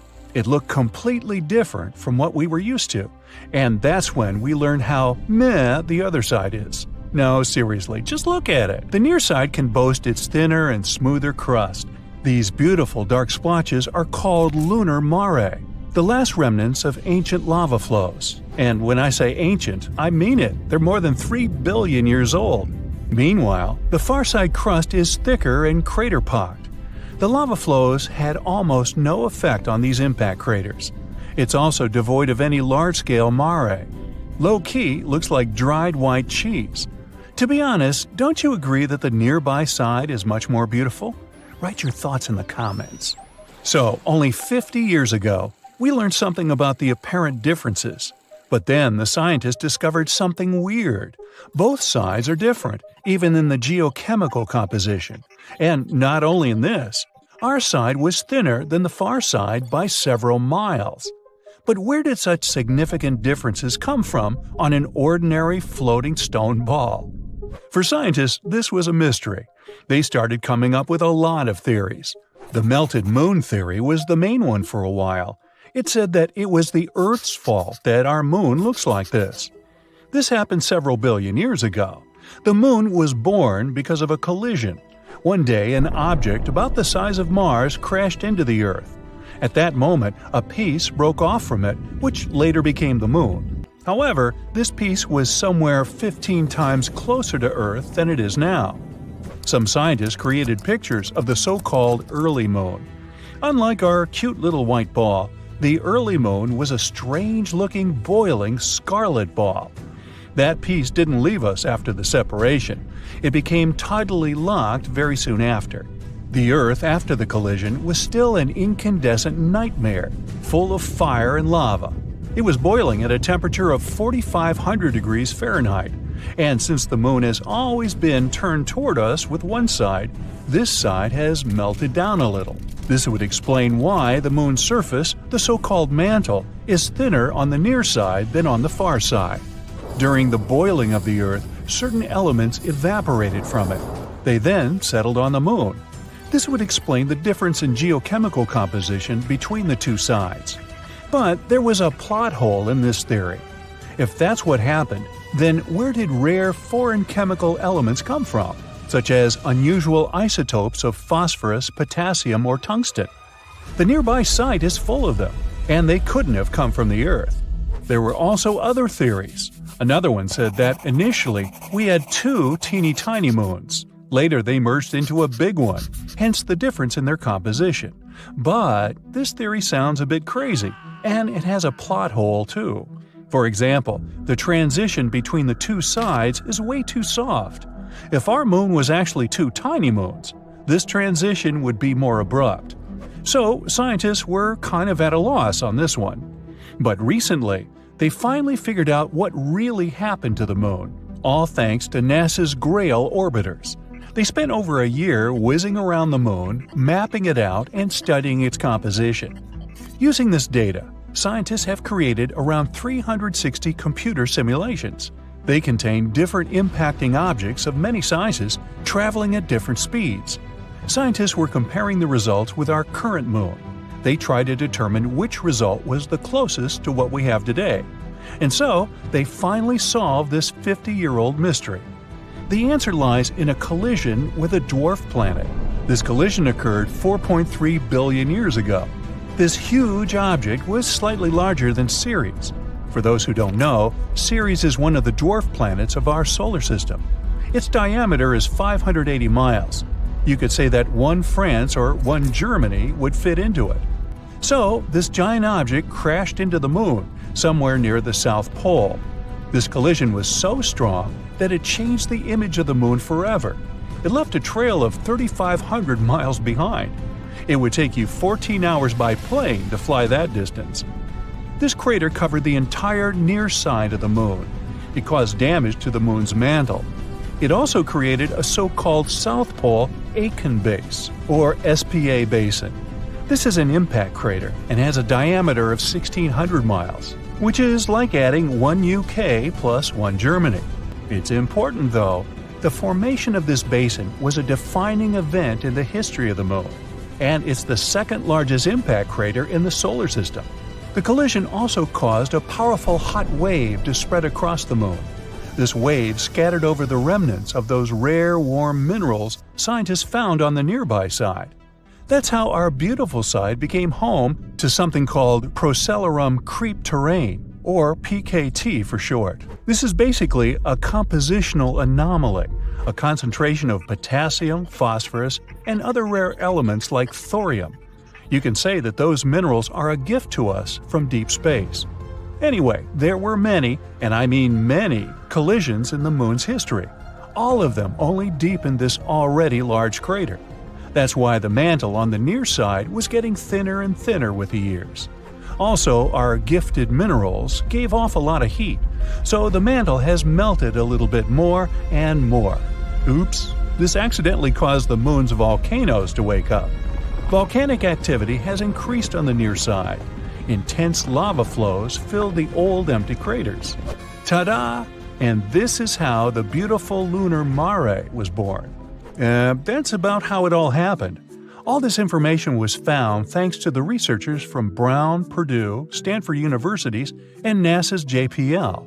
The research was published by the Journal of Geophysical Research, Planets. So you can read about it in more detail if you're interested. There are still many things we need to learn about the Moon. The highest priority is the return mission from the South Pole, the Aitken Basin. Samples brought from there will be used to determine the age of the Moon, its history, and the nature of the crust and mantle more accurately. Another critical target is the Moonquakes. This is the name of a large lava plain on the far side of the Moon. Studying it will help us better understand the difference between the two sides, as well as tell us how the other side was formed.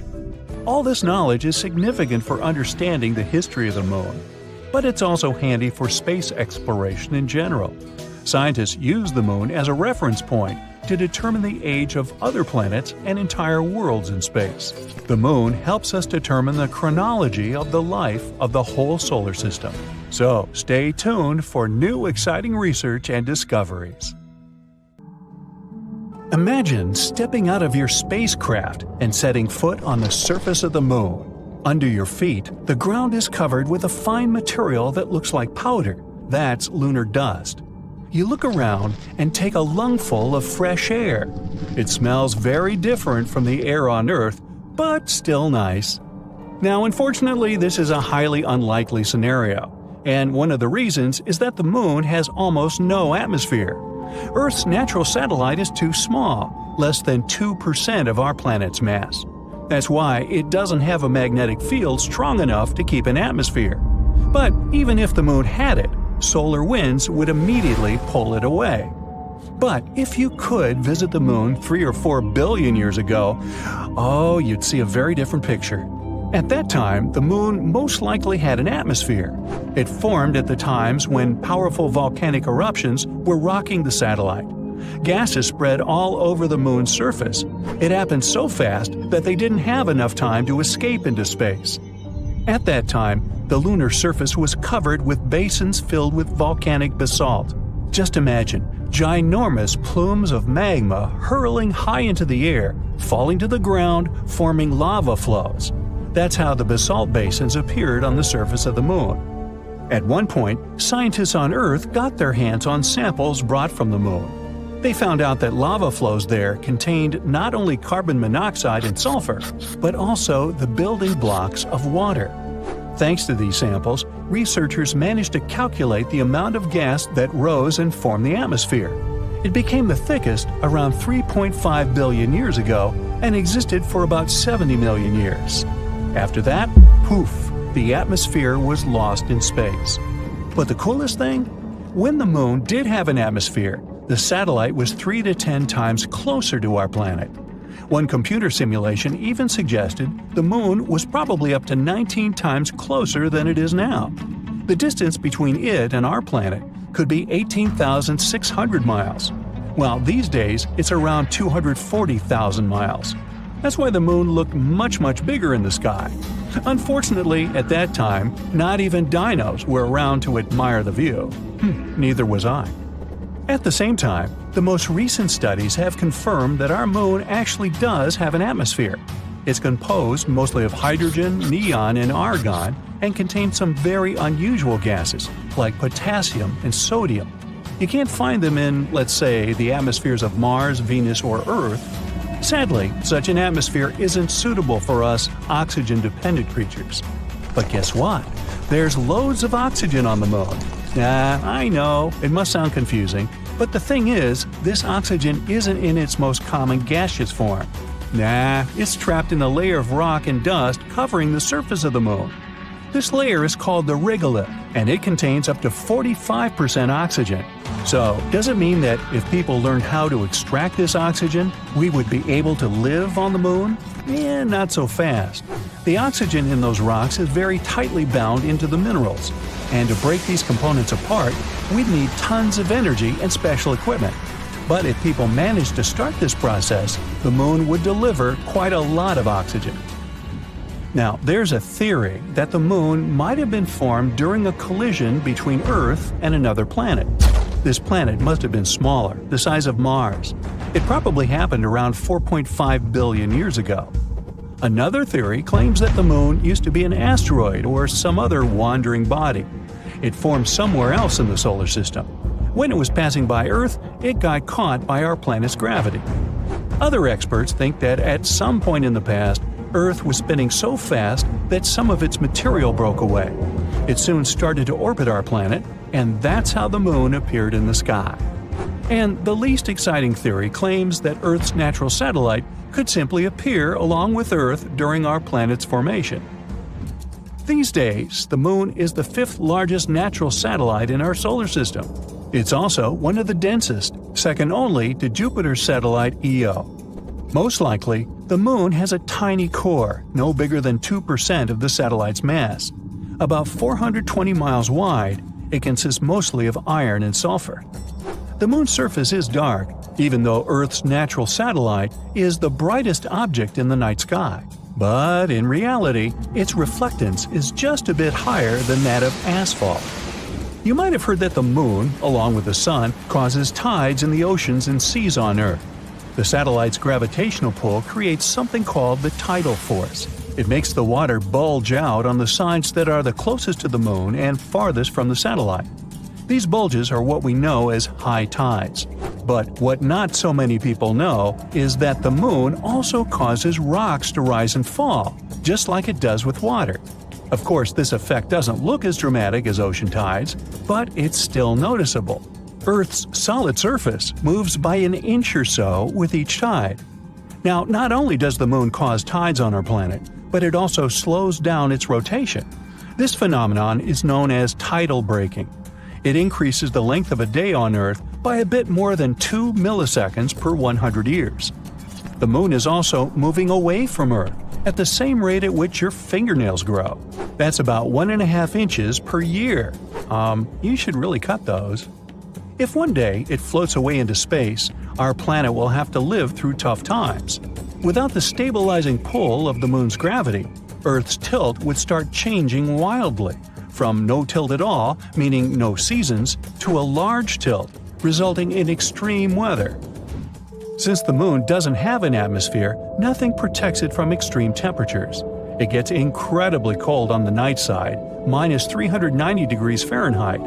Meanwhile, the sunny side is literally boiling, with a temperature of 250 degrees Fahrenheit. Another thing the Moon can't protect itself from without an atmosphere is meteorites. That's why the surface of the satellite is dotted with craters. For comparison, there are about 190 identified impact craters on our planet. Many of them are hidden by vegetation or covered with water. But if we speak about the Moon, the number is so much greater, several million, and around 5,000 of them are more than 12 miles across.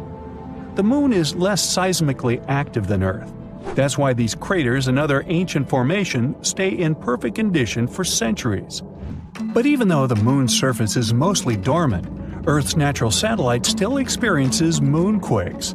They start several miles beneath the surface. One theory suggests that they may be happening because the Moon is shrinking as its insides are cooling. Scientists say the Moon has become around 150 feet skinnier than it used to be several hundred million years ago. So, how does it work? Well, picture a grape turning into a raisin. It wrinkles while shrinking. The same is happening to the Moon. It's shrinking and it's wrinkling. But unlike a grape, the Moon doesn't have any flexible skin. Its surface is hard and brittle. So as the Moon gets smaller, the crust cracks and breaks. Its sections get pushed over neighboring parts. Researchers are sure that such faults are still active and likely responsible for the quakes shaking the Moon. Some of these quakes are pretty strong, up to 5 on the Richter scale. When you look up at the Moon, you always see the same side of Earth's natural satellite. Like our planet, the Moon rotates around its axis, but this rotation lasts around 27 days. This is the same time the Moon needs to orbit Earth. Such a phenomenon is called tidal locking. Before space exploration started, people had never seen the other face of the Moon. They didn't know what the far side looked like. While the near side of the Moon is mostly large plains covering impact basins, the far side is rugged and cratered. The crust is thicker there, with less evidence of volcanic activity. Oh, by the way, the Moon isn't perfectly round or spherical. It's shaped like an egg. When you're looking at it, one of its small ends is always pointing at you. Yep, right at you. This is the reason why the Moon's center of mass isn't its geometrical center. In reality, it's a bit more than 1 mile off-center, like a poorly made golf ball. The space crew had been getting ready for the launch for over 3 years. The preparations for landing on the strange planet included gathering and studying rock samples in the Grand Canyon, exploring ancient volcano formations in the Nevada National Security Site, and looking into gas and lava vents, lava lakes, and pit craters in various locations in Hawaii. To be able to resist microgravity conditions, they learned how to walk obliquely by being strapped and suspended sideways and trying to move along walls. They had to test their limits through intensive diet and sleep regimens to make sure they'd be safe in outer space. It took them 3 days, 3 hours, and 49 minutes to reach the surface of this new world in a place called the Sea of Tranquility. They could have gone for the Ocean of Storms or the Central Bay, but they chose this place to land because it had good visibility and it was relatively smooth and easily reachable with as little propellant as possible. One of the first things they noticed when they got there was that, well, the place kind of smelled. This may sound like the beginning of a science fiction novel, but it's actually the true story about how the Apollo 11 mission landed on the Moon on July 20th, 1969. Since then, the Moon has had 12 human visitors to this day. We think of it as our neighboring space buddy, but there's still much we don't know about this mysterious satellite. And that should come as no surprise, since the Moon is actually always showing us the same face. That is because the Earth and its only permanent natural satellite are in synchronous rotation, which makes us think it's always permanently still. The truth is, it's not in a fixed position, and it is actually moving further and further away from the Earth each year by 1.5 inches. Believe it or not, the Earth and the Moon, although being 238,855 miles apart, deeply influence each other.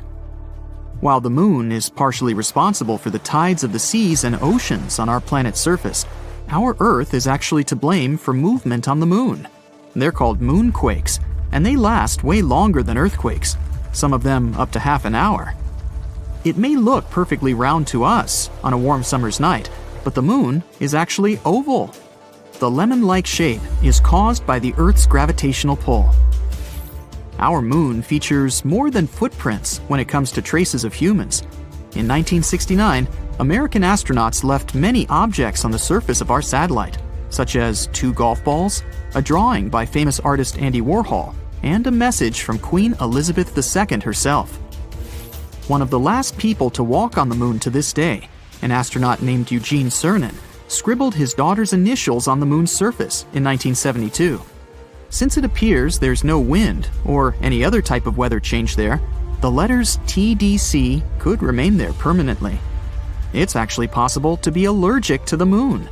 Harrison Jack Schmitt, an astronaut from the Apollo 17 mission, spent some time in a valley in the Sea of Serenity, then climbed back into the crew's lunar module, but had some moon dust on him. Just as he removed his spacesuit, he got red eyes, sneezing fits, and other allergic reactions that lasted 2 hours. Since it's so close to us, we've established that the moon has a time zone of its own. We call it the Lunar Standard Time, but it doesn't correspond to time on Earth. To get an equivalent, the explanation is a bit more complex, but in simple terms, a year on the moon is split up into 12 days, each one about as long as a month on Earth. Each one of these days got its name after a different astronaut who has walked on the moon. The start date of this calendar coincides with the moment Neil Armstrong walked on the moon. So, the Lunar Year 1, Day 1, began on July 21st, 1969 at 2:56:15 Universal Time. Since the moon has a very thin atmosphere, it has some pretty crazy temperatures, both hot and cold. They can go up to 200 degrees Fahrenheit. Over by the moon's poles, however, the temperature is always at around minus 400 degrees Fahrenheit. Humans have tried to trace the connection between our natural satellite and the Earth for as long as we can remember, coming up with words to explain why the moon's existence influences us so. In the Middle Ages, scientists and philosophers thought that during a full moon, some people were more likely to experience different health conditions. Because they saw this inexplicable connection to the full moon, people with these symptoms were named lunatics, or at times, literally, moonsick. People are not the only creatures living on Earth that are affected by moon cycles. Dog owners are 28% more likely to take their pet to vet emergency rooms during the full moon. You may think that's the reason why wolves have this preference for howling at a full moon, more so in popular culture. But scientists haven't been able to find any connection between wolf behavior and the lunar cycles, so it might as well just be a myth. The largest known crater in our solar system is also found on our moon, and is called the South Pole Aitken. This giant formation is located on the far side of the moon and measures 1,550 miles in diameter. One of the many things we've yet to fully understand about our satellite is the unusual flashes of light that can sometimes be seen on its surface. Scientists have named these outbursts transient lunar phenomena, or TLP in short, and they have been seen all over the world for centuries. One of the first instances of TLP dates back to 1178, when monks from Canterbury claimed to have seen a flaming torch on the surface of the moon after the sun had set. TLP does not simply mean light flashes. Reports also have detailed other unusual events, such as gas-like mists, reddish, green, blue, or violet colorations, or even the darkening of certain locations on the moon. Is something strange happening with our moon? Is it the beginning, or did we just start noticing it with the newer space study equipment we have nowadays? There are a lot of different theories that scientists have developed trying to piece together what can be causing these events. The unusual flashes on the moon can be caused by anything from meteoric impacts to electrostatic activity. It's difficult to pinpoint the explanation for each event, since most of these episodes are recalled either by a single observer on Earth or from a single location. The fact that there is noticeable seismic activity on the moon can also explain why we can sometimes see unusual flashes of light on the surface of our satellite. When the moon's surface moves, it can cause different light-reflecting gases to erupt, which can explain luminous developments. Some scientists have even suggested that residual geologic activity may also be the cause. This is all the more shocking, given that we've always looked at the moon as a lifeless world. Did you ever notice that our moon can change its color? There are actually many scientific explanations for that. The moon appears to be a brown-tinted gray when you look upon it from outside of the Earth's atmosphere. When gazed upon from the Earth's surface, the moon appears to change color depending on various phenomena. The moon seen near the horizon will most likely be yellow or red-tinted. The rarer blue-colored moon indicates that you're looking at our satellite through an atmosphere carrying larger dust particles. The moon can even appear purple at times, but what causes this specific hue is still up for debate. The fact that we don't know exactly if or how much water there is on the moon's surface is not the main reason why we aren't already building houses up there. It seems that radiation actually has a lot more to do with it. Recent studies have shown that the moon's surface has a radiation rate 5 to 10 times higher than that you experience on a transatlantic passenger flight. That also means it's 200 times higher than the rate on the Earth's surface. In future lunar explorations, like the Artemis project for example, scientists need to take this into consideration, not to expose the astronauts. Named after Artemis, Apollo's sister, this program aims not only to place astronauts on the lunar surface in the future, but also to build some sort of an establishment there to study the moon in safe conditions. While the project started in 2017, the first planned mission is set for launch in summer 2022, with an estimated duration of 25 days. The space object, with no crew on board, is planned to reach lunar orbit and safely return with sufficient data for the next 4-person mission scheduled for May 2024. Artemis 3, 4, and 5 are expected to be launched in 2025, 2026, and 2027 respectively, each with a planned duration of approximately 30 days. Okay, show of hands. Who still believes that the sun goes around the Earth? Nobody. Oh, but everybody used to. It sure looks like it does. The sun comes up in the east, the sun goes down in the west. The sun comes up in the east again, so the sun goes around the Earth. It seems intuitively irrefutable, and it is so. But it's not true. The sun doesn't go around the Earth. Everybody knows that, but only now. So why do people still believe the moon goes around the Earth? It's not true either. We have to go back over 500 years to begin to get an idea of how hard it is for science to change universally accepted facts.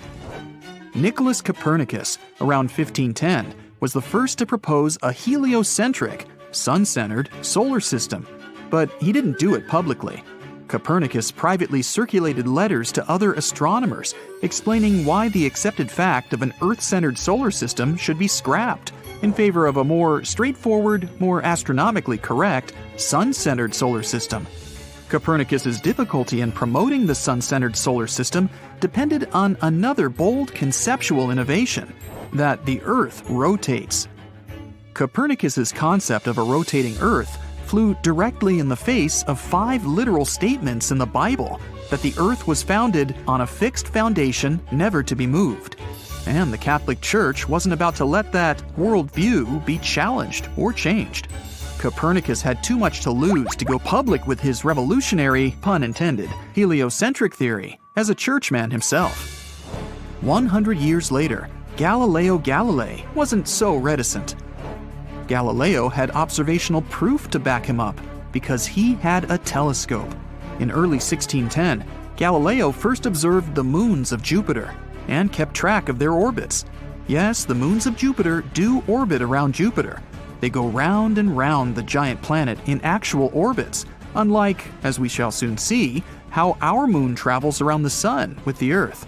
Galileo became famous, or infamous, as the case may be, because he discovered orbital motions that were not heliocentric, that did not fit the accepted worldview. It rattled civilization's Earth-centered cosmology. Galileo was indeed revolutionary. Later in 1610, Galileo observed through his telescope, which only had an aperture of 1.5 inches, the planet Venus going through phases, just like the moon goes through stages. Galileo wrote that Venus imitates the moon in Latin in his notebook. There could be no other explanation for these observations. Venus was orbiting the sun. People were afraid to look through Galileo's telescope when he set it up in the Great Square of Pisa. They were too scared to have their worldview revolutionized. Strange as it may seem, we are experiencing something similar to that now concerning the moon orbiting the sun and acting like a double planet with Earth. People, scientists included, stubbornly persist in viewing the moon as its clever official International Astronomical Union name. It's a moon of the Earth, orbiting around the Earth, showing its different phases throughout the lunar month, or moonth, as moon fans sometimes like to call the 29.5-day cycle of lunar phases. Moon lovers' favorite day of the week, of course, is Moon Day. It comes right after Sunday. But back to the science. It's how our school books portray the phases of the moon. It's what people believe now. Notice how the Earth is the moon's center, and how it goes around the Earth in a circular path. This is the geocentric view of the moon. It's what we see from Earth. The moon comes up, the moon goes down. The moon comes up again. The moon goes around the Earth. But that's not what's happening in space. It's way past time we Copernicus-size the moon. We need to start seeing the moon from a heliocentric point of view, as we do for everything else in the solar system. First of all, the geocentric view of the moon's phases shows the Earth stationary, sitting in the center of the moon's path for a whole month. But the Earth is not stationary at all. We're zooming around the sun at a very high speed, anywhere between 66 and 68,000 miles an hour. Therefore, any picture of the moon going around a stationary Earth is profoundly misleading and really outright wrong. The heliocentric view of the Earth and moon moving together in space should look something like this. Notice that the moon is not going around the Earth. It's traveling along with the Earth, around the sun. The path of the moon around the sun is a sinusoidal path back and forth, across the ever-forward moving path of the Earth. Notice that the moon always goes forward too. It doesn't ever go backward to either the sun or the Earth. By always moving forward and sinusoidal, the path of the moon does not qualify as an orbit in the same sense that the other moons of the solar system orbit their planets in elliptical paths. Therefore, it is wrong to say the moon orbits the Earth. The moon orbits the sun along with the Earth, or the moon and the Earth both orbit the sun, are statements Copernicus and Galileo would approve of. But science today has difficulty accepting a heliocentric view of the moon. Maybe there would be too many books that need to be reprinted. Maybe too many astronomy professors would have to admit that they were wrong their whole careers. Accordingly, objections are put forward to block the revolutionary heliocentric view of the moon from being universally accepted.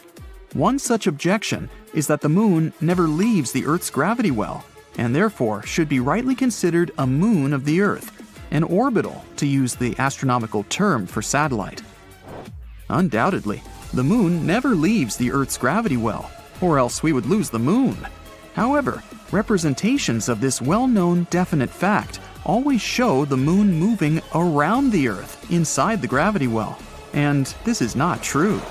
The moon never goes back toward the Earth as it would need to if it were in an elliptical orbit. So the gravity well objection can be dismissed because the astronomers who propose as orbital evidence that the moon always stays within the Earth's gravity well fail or neglect to include the facts of the moon's continuously forward sinusoidal motion. Escape velocity for the moon to leave Earth's gravity well is reported to be about 2,684 miles per hour. Relative to the Earth, the moon presently moves about 2,238 miles per hour. What kind of impact would it take to accelerate the moon that extra 450 miles per hour needed to knock it out of Earth's gravity well? If anyone wants to compute that, you're most welcome to put your answer in the comments section. Maybe it could happen, and that would not be good. There's another objection to looking at the moon from a heliocentric point of view, and that involves the barycenter of the Earth-Moon system. The barycenter is the center of gravity between the Earth and the moon. Think of yourself on a seesaw in the park. The other end of the seesaw is a massive lineman from a professional football team. How far forward towards you would the lineman have to move so that you both are balanced evenly? He'd have to move towards you almost to the center of the seesaw. You are the moon, and the lineman is the Earth, although Earth is a feminine name. The balance point of the Earth-Moon system, the barycenter, is over 1,000 miles inside the Earth. It is this balance point, astronomers dutifully point out, that is orbiting the Sun. It is a heliocentric point of view. Copernicus and Galileo would approve. However, these astronomers always seem to add the geocentric animation of the Moon orbiting around the Earth, with the barycenter inside. In this way, they can keep the Moon orbiting around the Earth.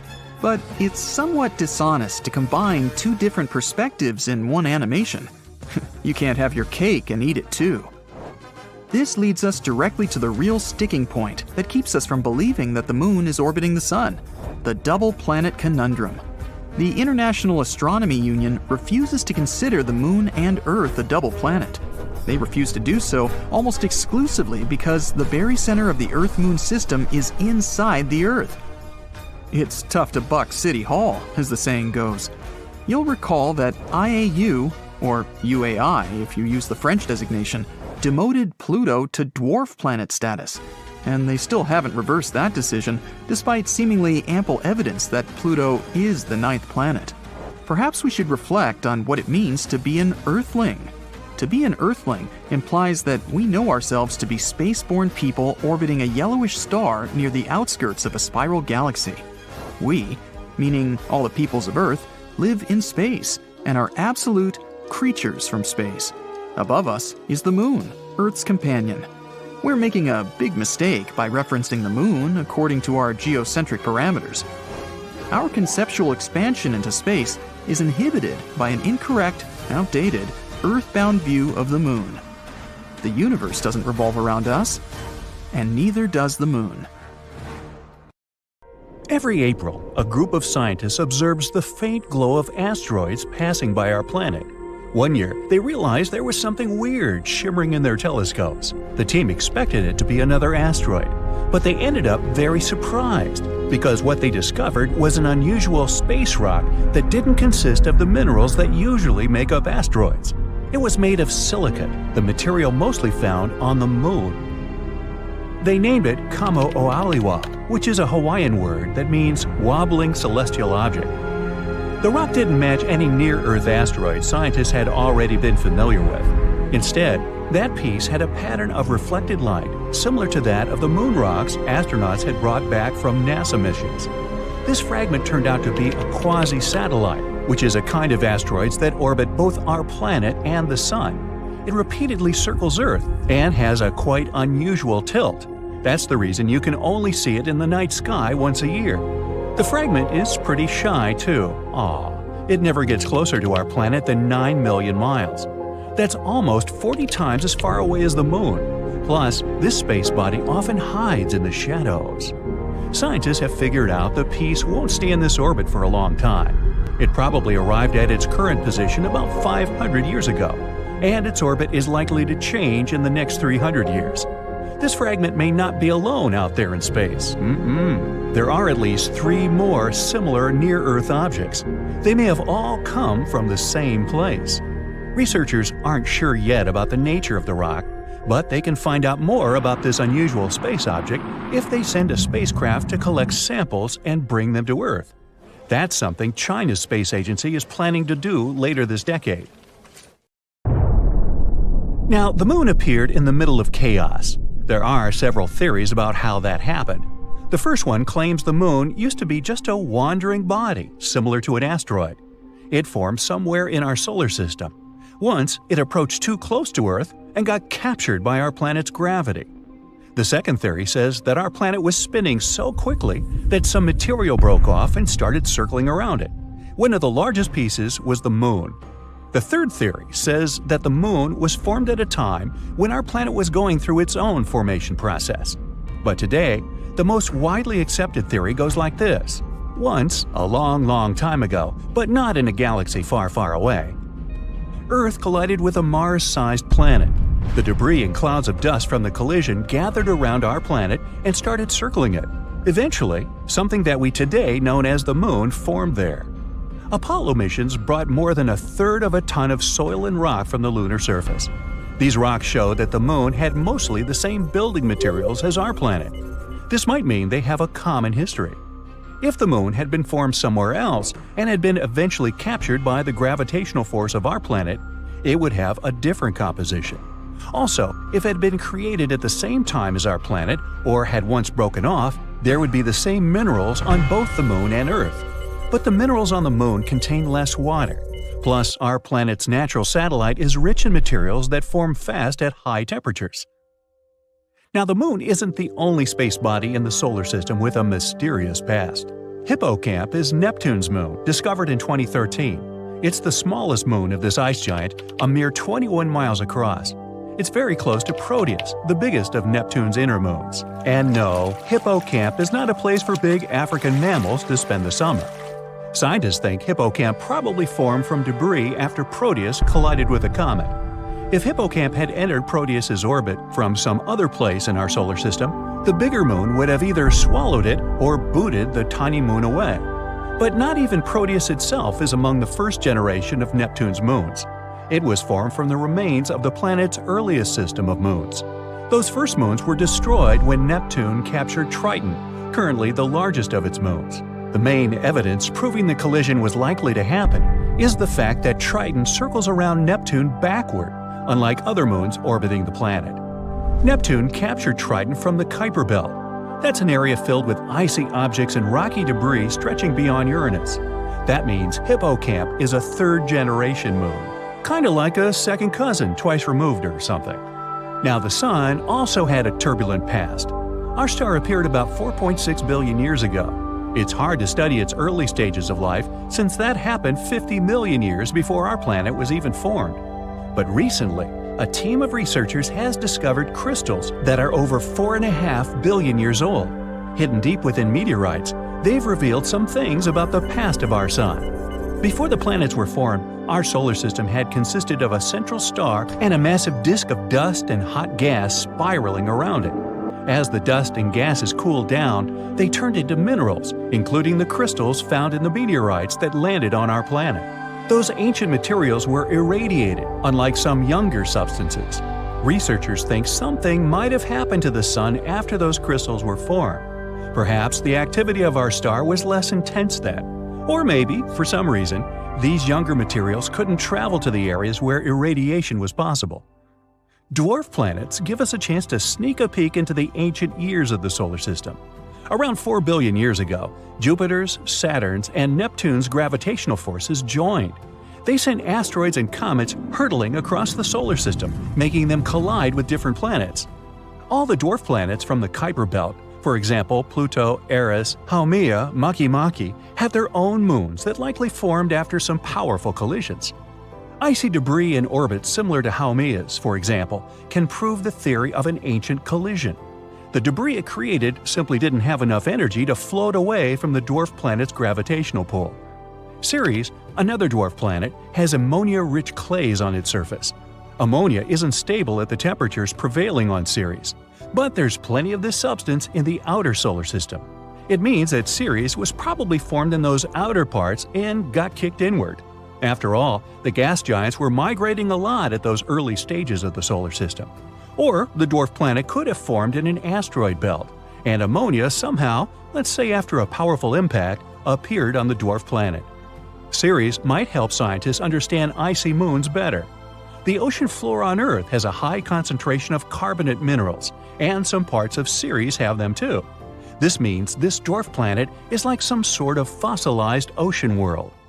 Many exoplanets, a term used for planets outside the solar system, have also gone through pretty intense collisions in their early stages. This double star system is more than 300 light-years away from us, and its stars are at least 1 billion years old. Even though it's not young, this system still shows some signs of swirling clouds of dusty debris that haven't cooled down yet, which isn't something you'd expect from a star system of this age. This debris is still warm. It means there might have been a strong collision of two planets or some other space bodies of similar size in that region, and relatively recently. So hey, everybody just simmer down. Dust particles circle around a young star. They stick together and grow bigger with time. That's how planets form. The leftover dust often settles in some distant cold areas. An example in our solar system is the Kuiper Belt. It's located far away beyond Neptune. As solar systems evolve, those particles keep colliding until they're so small they end up being pulled into nearby stars or kicked out of the system. Uranus spins on its side if you compare it with the rest of the planets in our solar system. And the only way we can explain it is a powerful collision in the past. Something much bigger than a regular comet or some other space body of similar size likely hit Uranus and knocked the planet on the side. It was probably a planet twice the size of Earth. It could be a protoplanet. This is a space body made up mostly of ice and rock that orbits a star and is likely to develop into a planet sometime in the future. Anyway, the fallout from the impact smothered the core of Uranus. It prevented the heat inside the planet from escaping. This might explain why Uranus has extremely cold temperatures on its surface. Man, bring a jacket and a blanket. There are a lot of space objects all around the universe, from stars to planets to satellites, comets, and asteroids. But our closest celestial body is the Moon, which has been subject to much research, theories, and even myths. As our only natural and permanent satellite, the Moon is in the top 10 list of biggest satellites in our solar system. It's located in an outer spiral arm of the Milky Way galaxy. Other planets in our solar system, like Mars or Jupiter, have many other moons. Saturn is the planet that tops this list, with an astonishing 82 moons, of which 53 have names. Shall I go through that list of names? No? Okay, we'll move on. Our moon, with its mean radius of 1,079 miles, isn't the biggest moon in the solar system, but is the largest compared to the size of the planet it orbits. The difference between a satellite, like the Moon, and a planet isn't their size, although that might be your first thought. The largest moons in our solar system are really huge. Some of them are even bigger than planets. Jupiter actually has a bunch of these types of satellites, like the icy Ganymede. It's the largest moon in our solar system, larger than Mercury and Pluto. It may even have an underground saltwater ocean that can surpass all the water on Earth's surface. Our moon's diameter is a bit larger than a quarter of that of the Earth. When it comes to mass, though, it's 80 times less than our Earth's. To paint you a better picture, if you think about our planet as being a big hollow balloon, you would need about 50 moons to fill it.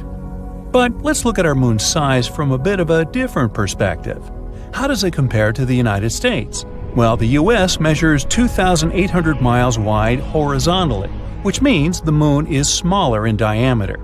It's difficult for us to see it any other way, but what if our satellite was twice as big? Well, first, we would see way more of those solar eclipses. In present conditions, they can happen 2 to 5 times a year, and 5 times is more of an exception. The last time there were 5 solar eclipses in a year was back in 1935. You'll have to wait until 2206 to see the next event like this. I might be around for that. If the sun and the moon look about the same size from down here on Earth, but I guess it won't be a surprise if I tell you the star we're orbiting around is enormous. So if the sun was hollow, how many moons do you think you'd need to fill it up? Wait, no need to Google. You would need 64.3 million Earth moons, or about 1.3 million Earths. Yep, it's that huge. And while we're on the subject of our sun, it has a diameter of 864,000 miles. Its mass? Well, it's no less than 330,000 times bigger than that of the Earth. What is a star, though? I'm not a scientist here, so I'll try to keep it simple. It's a ball of bright, flaming hot matter held together by gravity. The reason why they give off both heat and light is that, well, they are very hot. Experts call the smallest stars red dwarfs because of their size and color. They're also the most frequent types of stars in our galaxy, with some of them being so tiny and dim they are invisible to people on Earth. It's the case of our nearest neighbor star, Proxima Centauri. Our Sun is considered a medium star since it has an average mass, brightness, and life expectancy. There are also giant stars out there. They are rarer but easier to see. That's why you can safely assume that roughly every star you see after the Sun is set is much larger than the Sun. But enough about it. Let's bring it back to the star of today's show, the Moon, our only natural satellite. But is it? That may or may not be the full truth, actually. Back in 1997, a group of scientists stumbled upon an asteroid about 3 miles wide, looking like it was caught in Earth's gravitational grip. It looked like a satellite of our planet. They called it Crunia. It takes this guy about 770 years to make a trip around the Earth. It also seems that it will remain in a suspended state around our planet for at least another 5,000 years. The Moon is also kind of steering away from us. With each year, it essentially holds up some of our planet's rotational energy and uses it to launch itself about 1.5 inches higher in its own orbit. If the data we have available today is correct, back when it was born, our Moon was about 14,000 miles away from us. The distance now is 239,000 miles on average. So, what will happen when it moves away completely? Well, no more songs like Moon River, Fly Me to the Moon, How High the Moon, that's for sure. Then there will simply be no tides in our planet's oceans, and our nights would become darker. The seasons would look a lot different, and so will the lengths of our days. Based on current calculations in the science world, this will take about 50 billion years or so. So there's no need to rush out stocking up on flashlights just yet, unless you just like to hoard stuff. There's also another catch here. Our Sun gets about 10% brighter every billion years. I'll spare you the calculations, but to sum up, it's more likely that long before the Earth will be left without its moon, the Sun will have already swallowed them both. Gee, I don't find that any more comforting. But hey, what makes a planet, well, a planet? And why isn't our Moon considered one? I mean, it's bigger than some other objects in our solar system, which are technically planets. For starters, a planet is a celestial body that does 3 things. It orbits around a star, not something else. It is massive enough to become roundly shaped because of its own gravity. And lastly, it has the power to snatch up any dust or fragments in its orbit as it continues to move around the Sun. So, we've established that the Moon doesn't orbit the Sun, but it doesn't really orbit the Earth either. Both of them orbit a certain point stationed between them called the barycenter. It's about 1,000 miles below the surface of Earth, sure, but still some 3,000 miles from the center of our planet. Since this barycenter lies beneath the surface of Earth, we do not consider the Moon a planet. To be able to do so, the Moon would have to be either about 1/3 larger or 1/3 further away, so that the barycenter would be independent of Earth's surface. The Moon does have some other planet-like characteristics, though, which makes it very special in our solar system. Firstly, it has a crust, a mantle, and a core. It also has quite an active geology, with events like our own earthquakes. You guessed it right, they're called moonquakes up there. Hey, do they have moon pies up there too? Nah, come on. Let's continue our space exploration a bit more. Wait, what? You can't hear me? Of course you can't, because space is utterly silent. Since there's no atmosphere in space, sound has no medium or way to travel for you to hear it. You will want to steer clear of Venus if you do wish to continue your outer space travels. It's the hottest planet in our solar system. It has an average surface temperature of around 840 degrees Fahrenheit. Hot! You'd think that's because it's closest to the Sun, but it's not the case. You would also think that the closest planet, Mercury, would then be the hottest. Well, since this one has no atmosphere that would help regulate the temperature, it tends to have bigger fluctuations. Your calendar would also be very messed up on Venus, since one day on its surface is about as long as a year on Earth. That's because Venus is rotating slowly around its axis, taking 243 Earth days to complete its own day. If you were to pit stop on Mars, be on the lookout for those blue sunsets.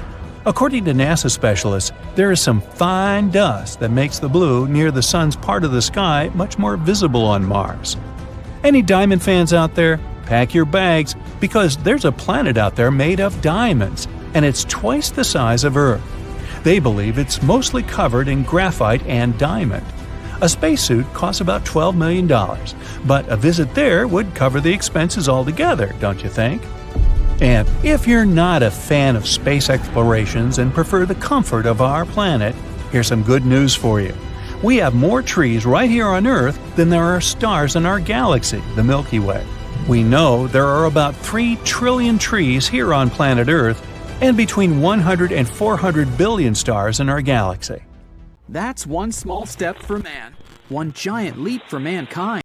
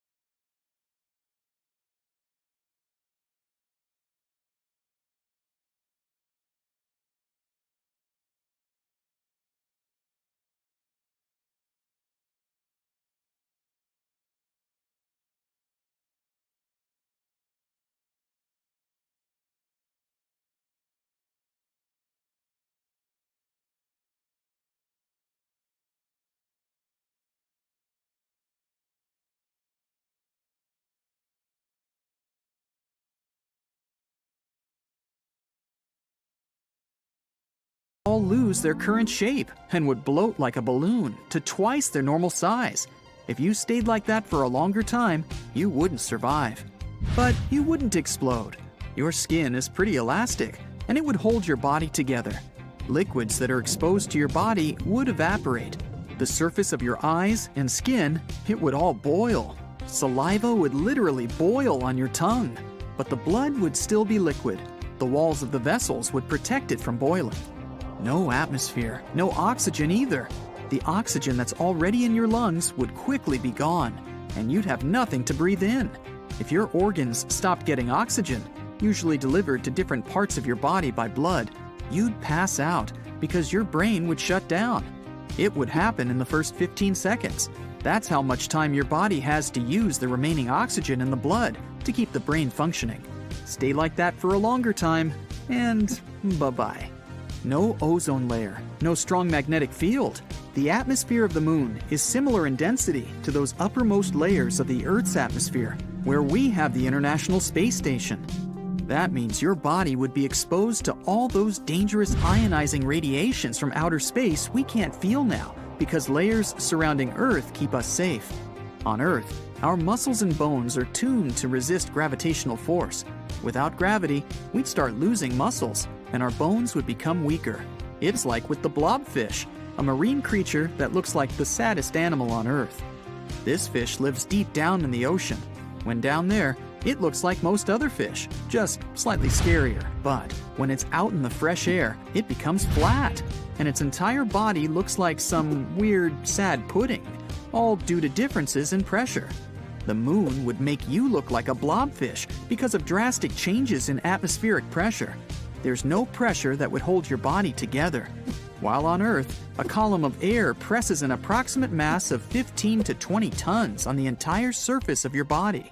We don't notice this because this air pillar presses the body equally from all sides. There's air inside your body too. Internal pressure is the same as the atmosphere. And on the lunar surface, there's no pressure from outside to back it up. It's also really cold up there. Temperature drastically changes from 250 degrees Fahrenheit during the day to negative 208 degrees Fahrenheit when it's night. A day on the moon lasts 29 Earth days. That means you'd be spending 14 and a half days in unbearable light, and the next 14 and a half days in scary cosmic darkness. Your body could eventually freeze solid if it's nighttime, the same as in other places in space. Depending on where exactly you're at, this would happen within 12 to 26 hours. Or, if you visited the moon during just one regular afternoon, you'd be burnt to a crisp. It's better to do what Apollo 11 did and come at dawn. The lunar surface isn't so cold yet, and it didn't have enough time to become extremely warm. Even if you survived all this, there are millions of meteor strikes every year. All those small particles of rock or dust that move pretty fast, or even orbiting debris from spacecraft or satellites. A human being wouldn't be able to survive in these conditions for more than 1 minute. To make it, and stay a little bit longer on the moon, the first thing you'd have to take care of is getting protection from radiation. You'd need simulated atmospheric pressure similar to Earth's, and it has to be stable. You'd have to maintain the temperature of your environment, so your body doesn't freeze or burn out. Protection from space debris and cosmic dust, breathable oxygen. Oh yeah, you'd also need a communication system, water, food, and maybe some other things that you'd need to function normally. In 1982, NASA started using an extravehicular mobility unit, EMU, for their activities in outer space. The latest Artemis mission has spurred the development of a new generation of spacesuit. The XEMU is an amazing new generation suit that they came up with. It will probably be deployed within a couple of years. The suit has supplies of oxygen, both for breathing and for maintaining the pressure that holds your body together. One part, the liquid cooling garment of the suit, is form-fitting, which means it fits your body shape and has a system that receives cold water and then circulates it across the whole suit. That's how it maintains a temperature of around 70 degrees Fahrenheit. The water absorbs heat and then moves to the second part, the XPLSS of the suit. The Moon is our planet's only permanent natural satellite, the second densest satellite right after Jupiter's moon Io. It was formed in a collision known as the Big Whack. A huge Mars-sized space object hit our planet 4.6 billion years ago, shortly after we got the solar system and the sun. A cloud of vaporized rock was formed, made of a mix of particles from Earth and the other object. It went into orbit around our planet, cooled down, and turned into a ring of small solid bodies. They later got together, which is how the Moon was formed.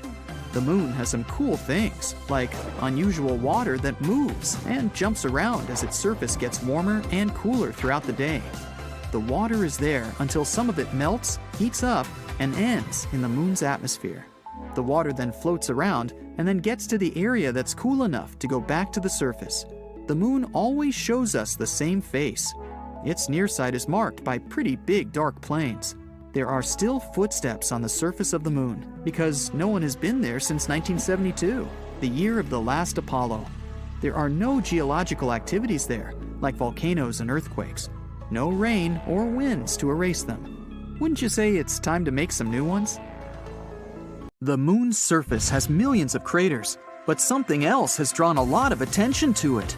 A giant rare hole that turned out to be a tube. It was found when the Japanese Lunar orbiter was gathering data around the Moon's skylight, the tube's entrance. Researchers found a specific echo pattern that suggested there was a hollow area. They discovered more echo patterns at a couple of places near the hole, so there could be more lunar tubes there. But in this big tube, you could place an entire football field and the pit could swallow it whole. It's irregularly shaped and 427 feet in diameter. Scientists think that there could be secret caves, a tunnel system, or an entire geological wonderland under the surface. It could be a good shelter for astronauts that land on the Moon, or even be a harbor for a lunar colony. No one ever managed to stay on the Moon for more than 3 days because of the conditions on the satellite. It has a wide range of temperatures, low atmosphere, and no magnetic field that would protect life on the surface from things like radiation or harsh sun rays. Astronauts wear spacesuits, but they can't protect them over long periods of time. But a lava tube could. When a lava flow cools, it gets a hard crust, which later thickens and creates a roof over that same lava. It continues to flow, but when it stops, the channel can drain, which results in an empty tube. Our planet also has lava tubes, but they're not as big as the one found on the moon. There's a special type of tree called a moon tree. It's grown from seeds that were taken into space during one of the missions and then returned back to Earth. You can find this kind of tree growing across the US. Earth is 27% bigger than the moon and far more massive. Our gravity is stronger. If you drop a rock on the Earth, it will fall faster. 150 pounds on Earth is just 25 pounds on the moon. The Earth has numerous satellites circling around it, but the moon is the only natural one. Our moon was formed during a big collision of the Earth and one more planet the size of Mars. This happened around 4.6 billion years ago, shortly after the Sun and our solar system were formed. After the collision, a cloud of vaporized rock went into orbit around our planet, cooled, and shaped into a ring of small solid bodies. They later got together and became the moon, leaving craters as a reminder of this collision. If you're standing on the surface of the moon, your shadow will be darker than on Earth. This is because there's no atmosphere to scatter light and create lighter shadows.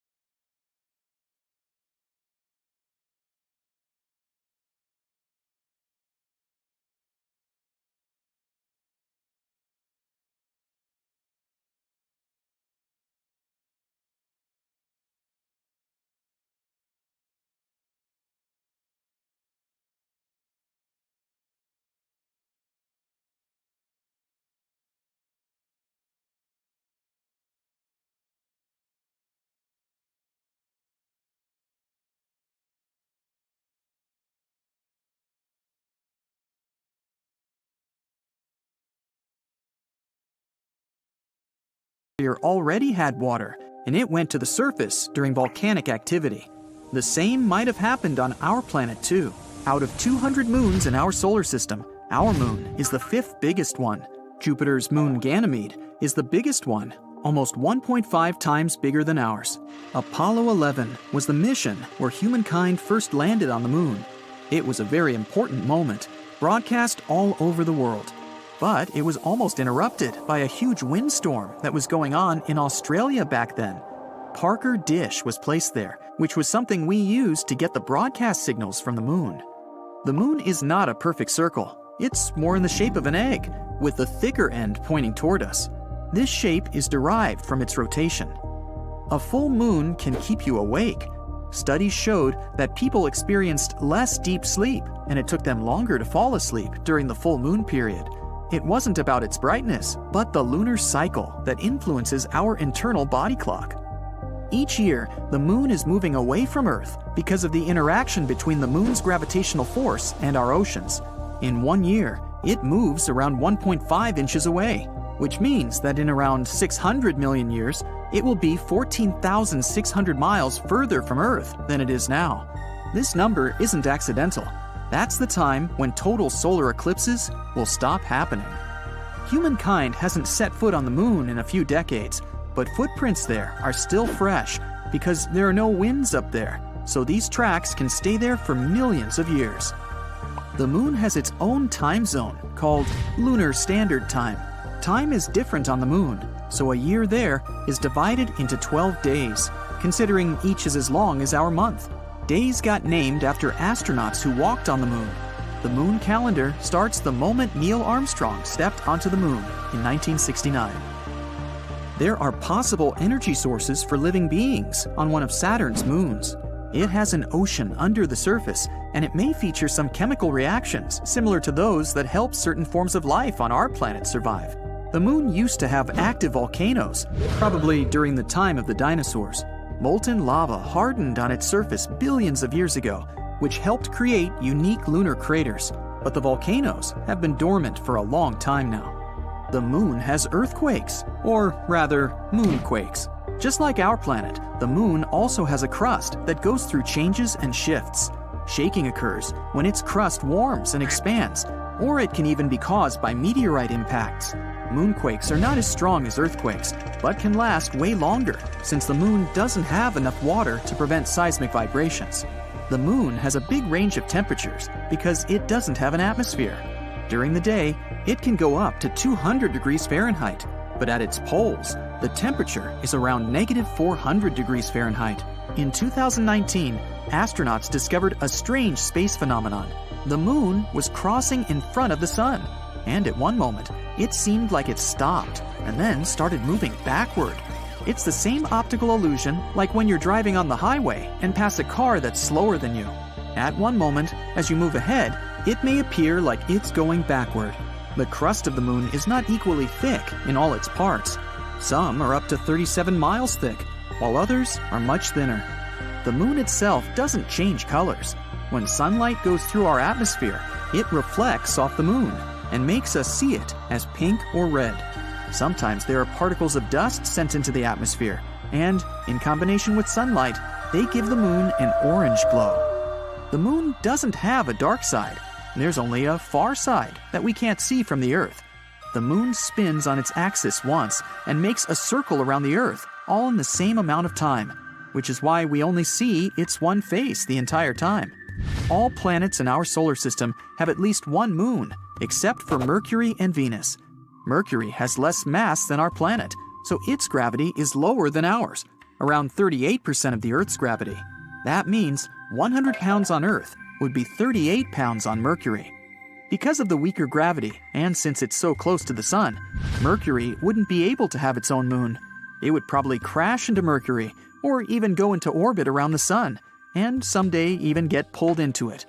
Venus most likely doesn't have its moon because it's also too close to the Sun. A recent study claims that the moon has a tail, and every month it wraps around our planet like a scarf. A slender tail made up of millions of atoms of sodium follows Earth's natural satellite, and our planet regularly travels directly through it. Meteor strikes blast these sodium atoms out of the moon's surface and further into space.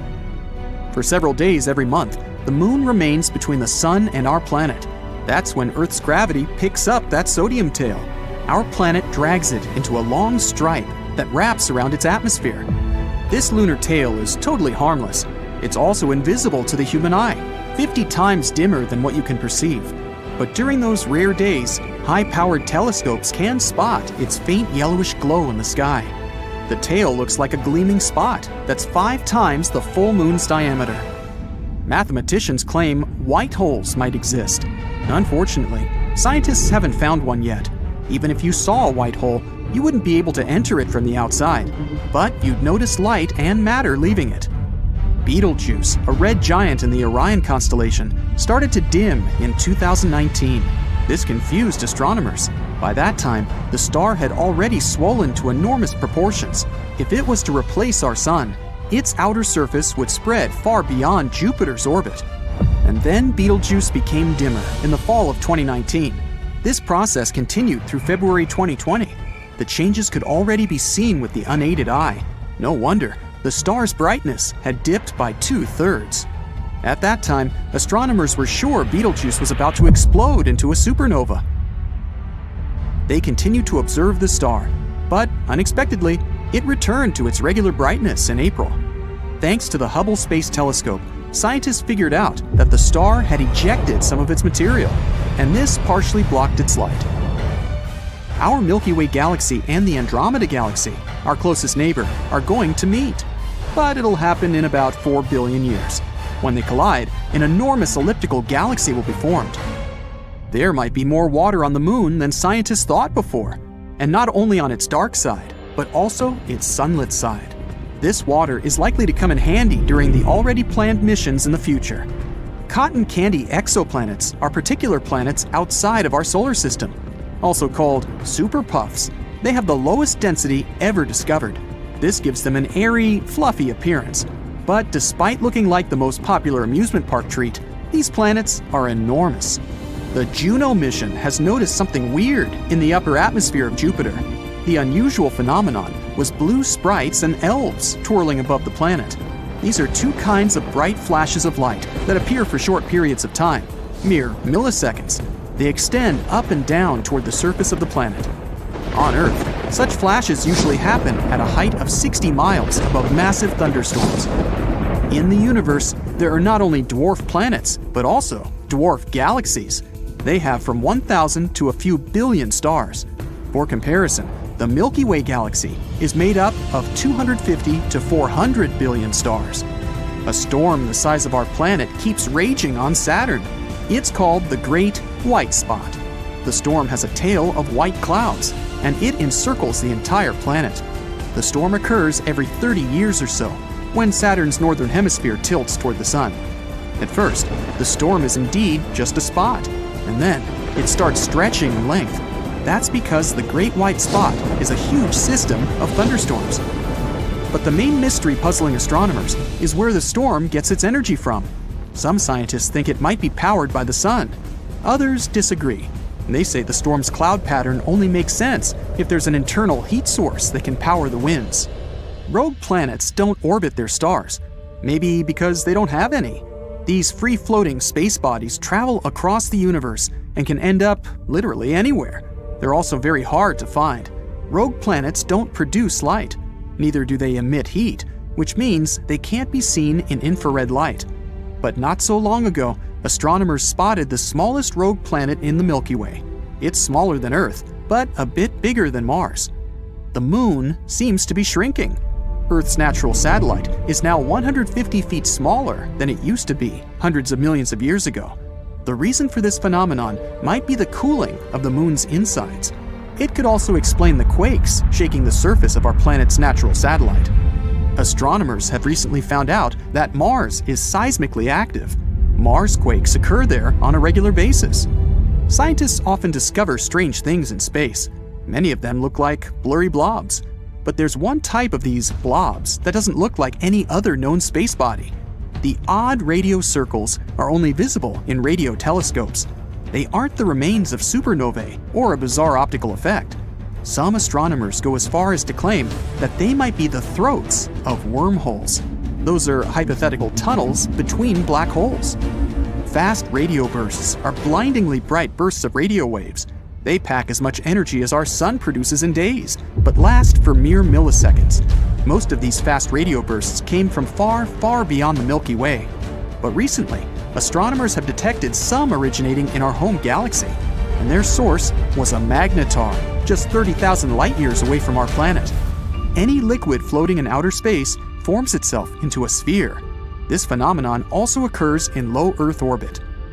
Not so long ago, scientists discovered that one of the most massive stars in the neighborhood just disappeared. It was a star 75 million light-years away from Earth. Normally, it'd be too far away for astronomers to clearly see individual stars, but only unless they're huge. And the star we're talking about was enormous.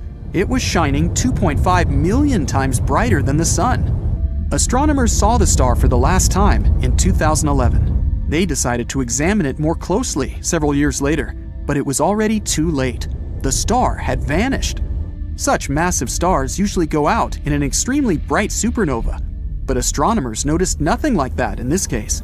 There's a theory that the star collapsed into a black hole without triggering a supernova first. It does occur among stars approaching the end of their lives, but very, very rarely. In billions of years, the universe is likely to expand so much that we won't be able to see any stars in the sky. All planets in the solar system emit radio waves. They're especially strong if we talk about Jupiter. This planet has the biggest and most powerful magnetic field. But astronomers couldn't detect any radio waves coming from a planet outside the solar system. That is, until 2020. The signal scientists recorded came from a gas giant, Tau Bootes.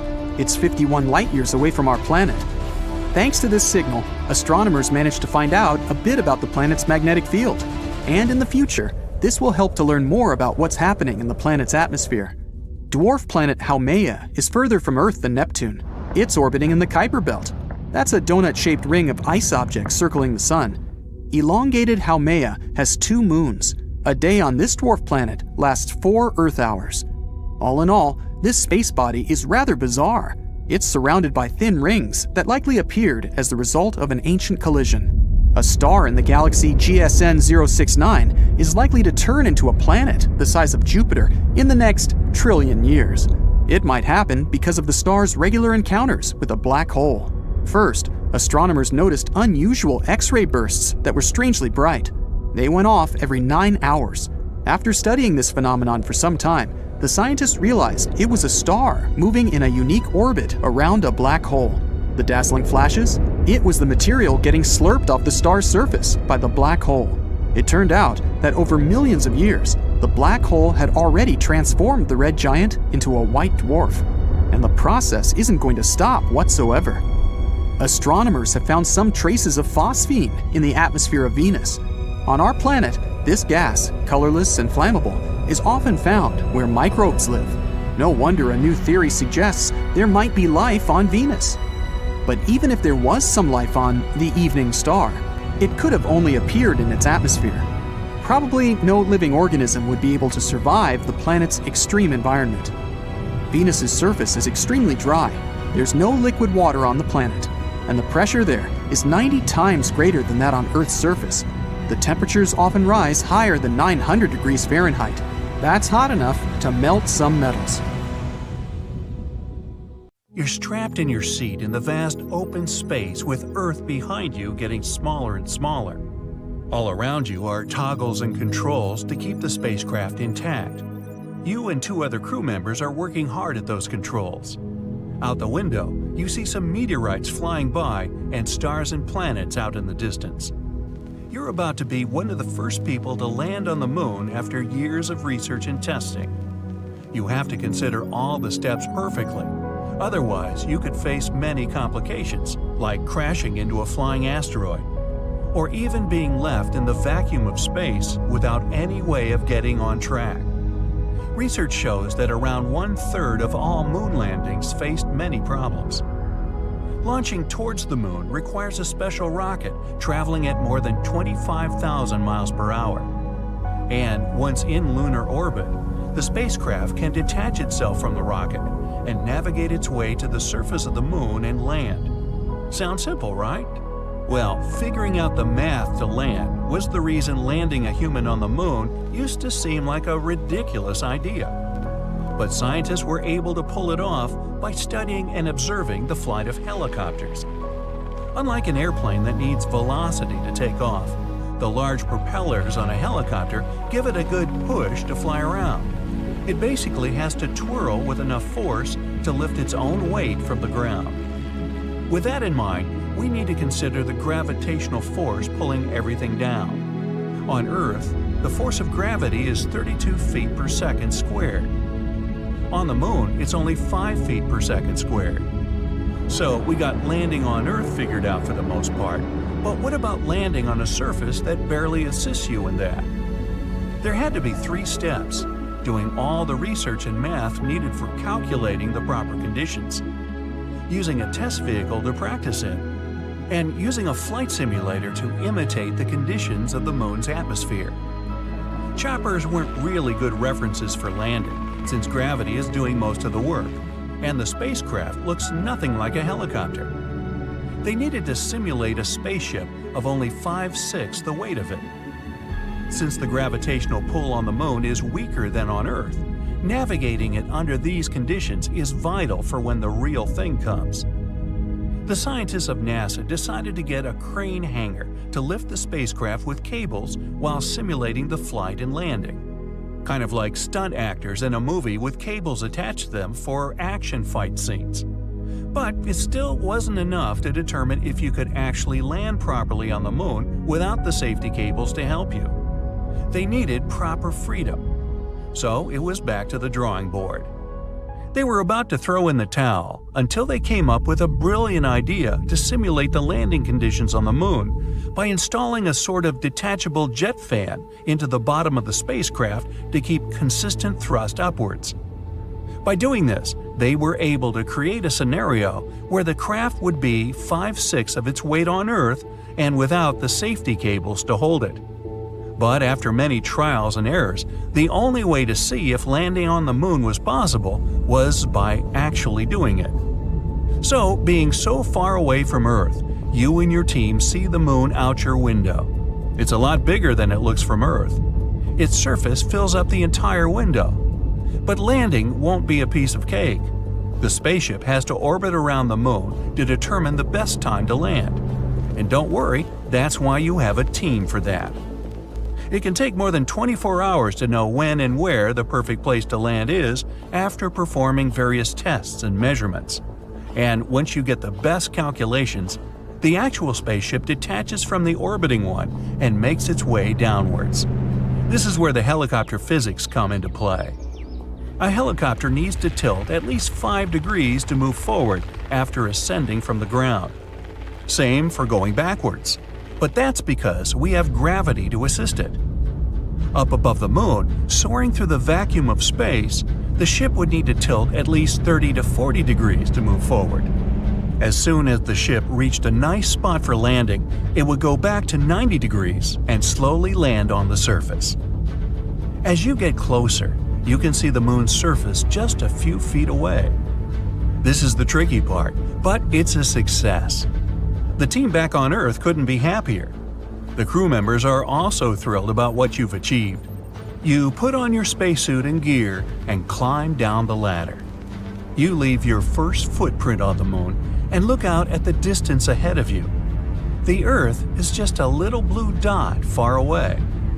You're able to bounce around in the near-zero gravity. Now, that's what I call moonwalking. After spending much time on the moon, it's time to head back. Neil Armstrong, the first man to step on the moon, spent only about 2.5 hours on its surface before returning. But, oh no, you forgot the keys inside the ship and now you're stranded. Nah, just kidding. Although it would have made a good plot twist. You get back and launch the spacecraft back into orbit to reunite with the other ship above you.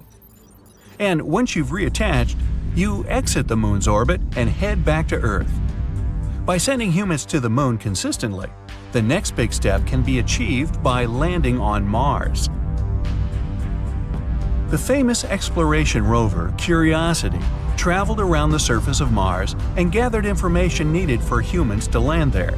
And NASA is aiming to have the first humans up there after 2030. The journey will be hundreds of times harder than the one towards the moon, but many scientific questions will be answered once it happens. Humans may be able to gather some of the natural resources there and even build outposts and colonies. There are endless possibilities as well as challenges. The journey from the Earth to the Moon is around 250,000 miles. Mars is around 35 million miles away. There could be a possibility of a new human outpost station on Mars, building a new society of scientists and engineers to make the most out of the conditions. It would be completely self-sufficient, providing proper ways for farming and agriculture. And by having humans on Mars for so long, scientists can properly understand the planet. But to understand how the human body responds to deep space environment, we'd have to have a lot of practice before getting that ticket to Mars. The closest experience of having a colony in the middle of nowhere is the Amundsen Scott Station on the South Pole. It's designed to withstand all the harsh conditions of the freezing dry cold. Being at the bottom of the world can be pretty stressful without proper practice. The journey may not be as far as Mars or the Moon, but being on the South Pole is like arriving on a whole new planet. The station itself is equipped to provide the proper conditions everyone needs to be comfortable. Besides the strong heating system, the station has a recreational room for sports and music, a library, a lounge, and even a greenhouse to grow all the right veggies and fruits. In fact, the greenhouse is the only way you'd get to feel like you're in a rainforest. And even before applying there, you'd have to get screened to see if you can handle the isolation for months. Not that you'd be completely alone, but still away from civilization. Antarctica's whole population consists of scientists and engineers, and you need to be examined by a doctor to determine if you're physically fit to stay there.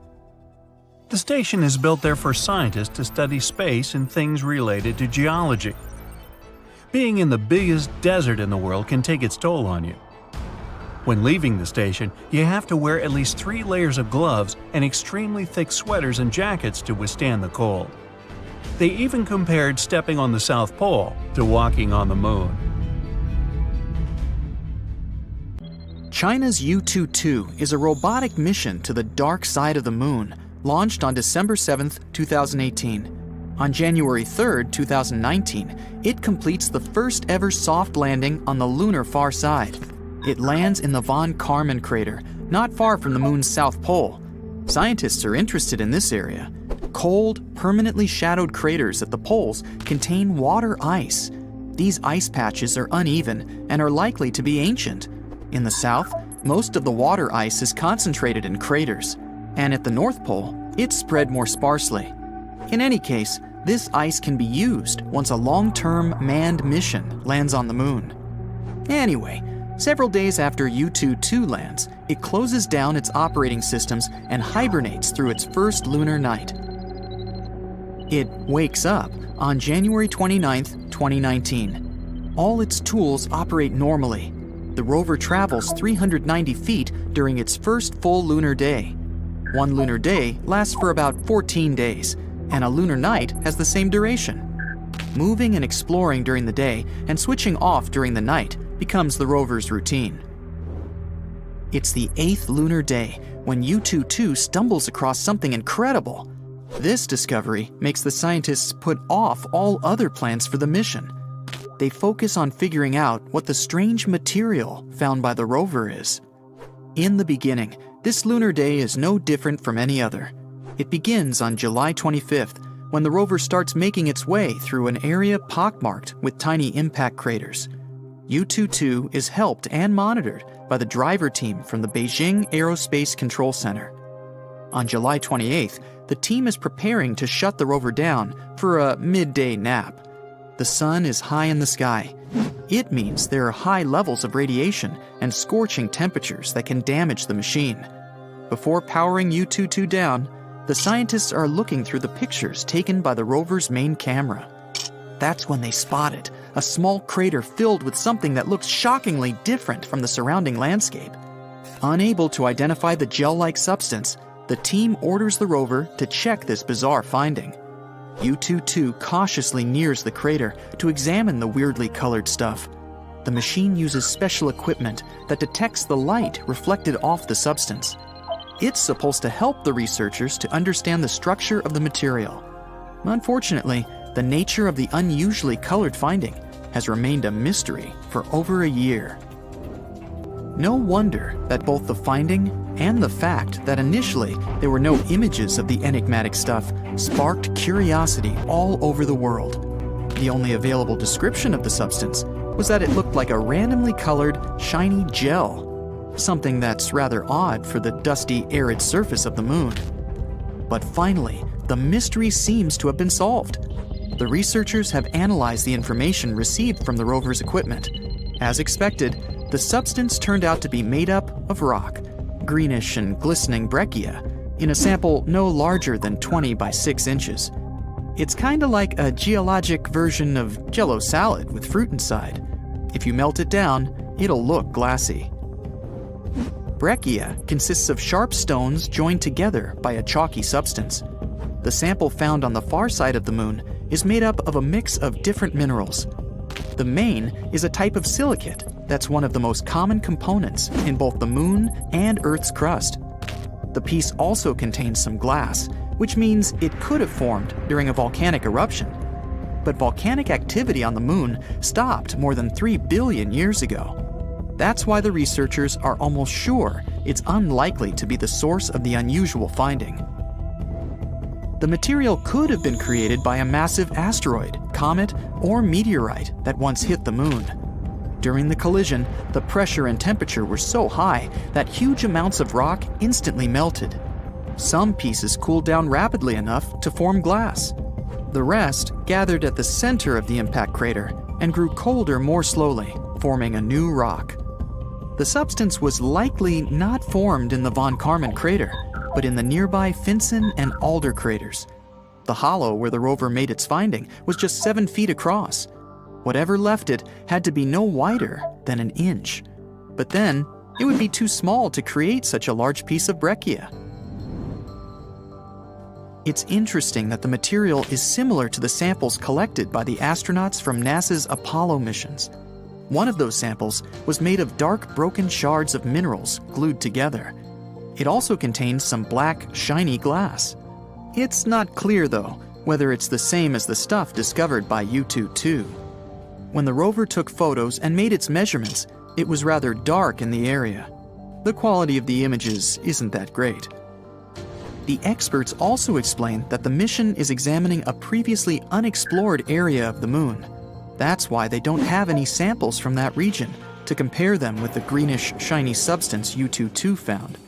But if their guesses turn out to be true, then the far side of the moon might have more in common with the Earth-facing one than we used to think.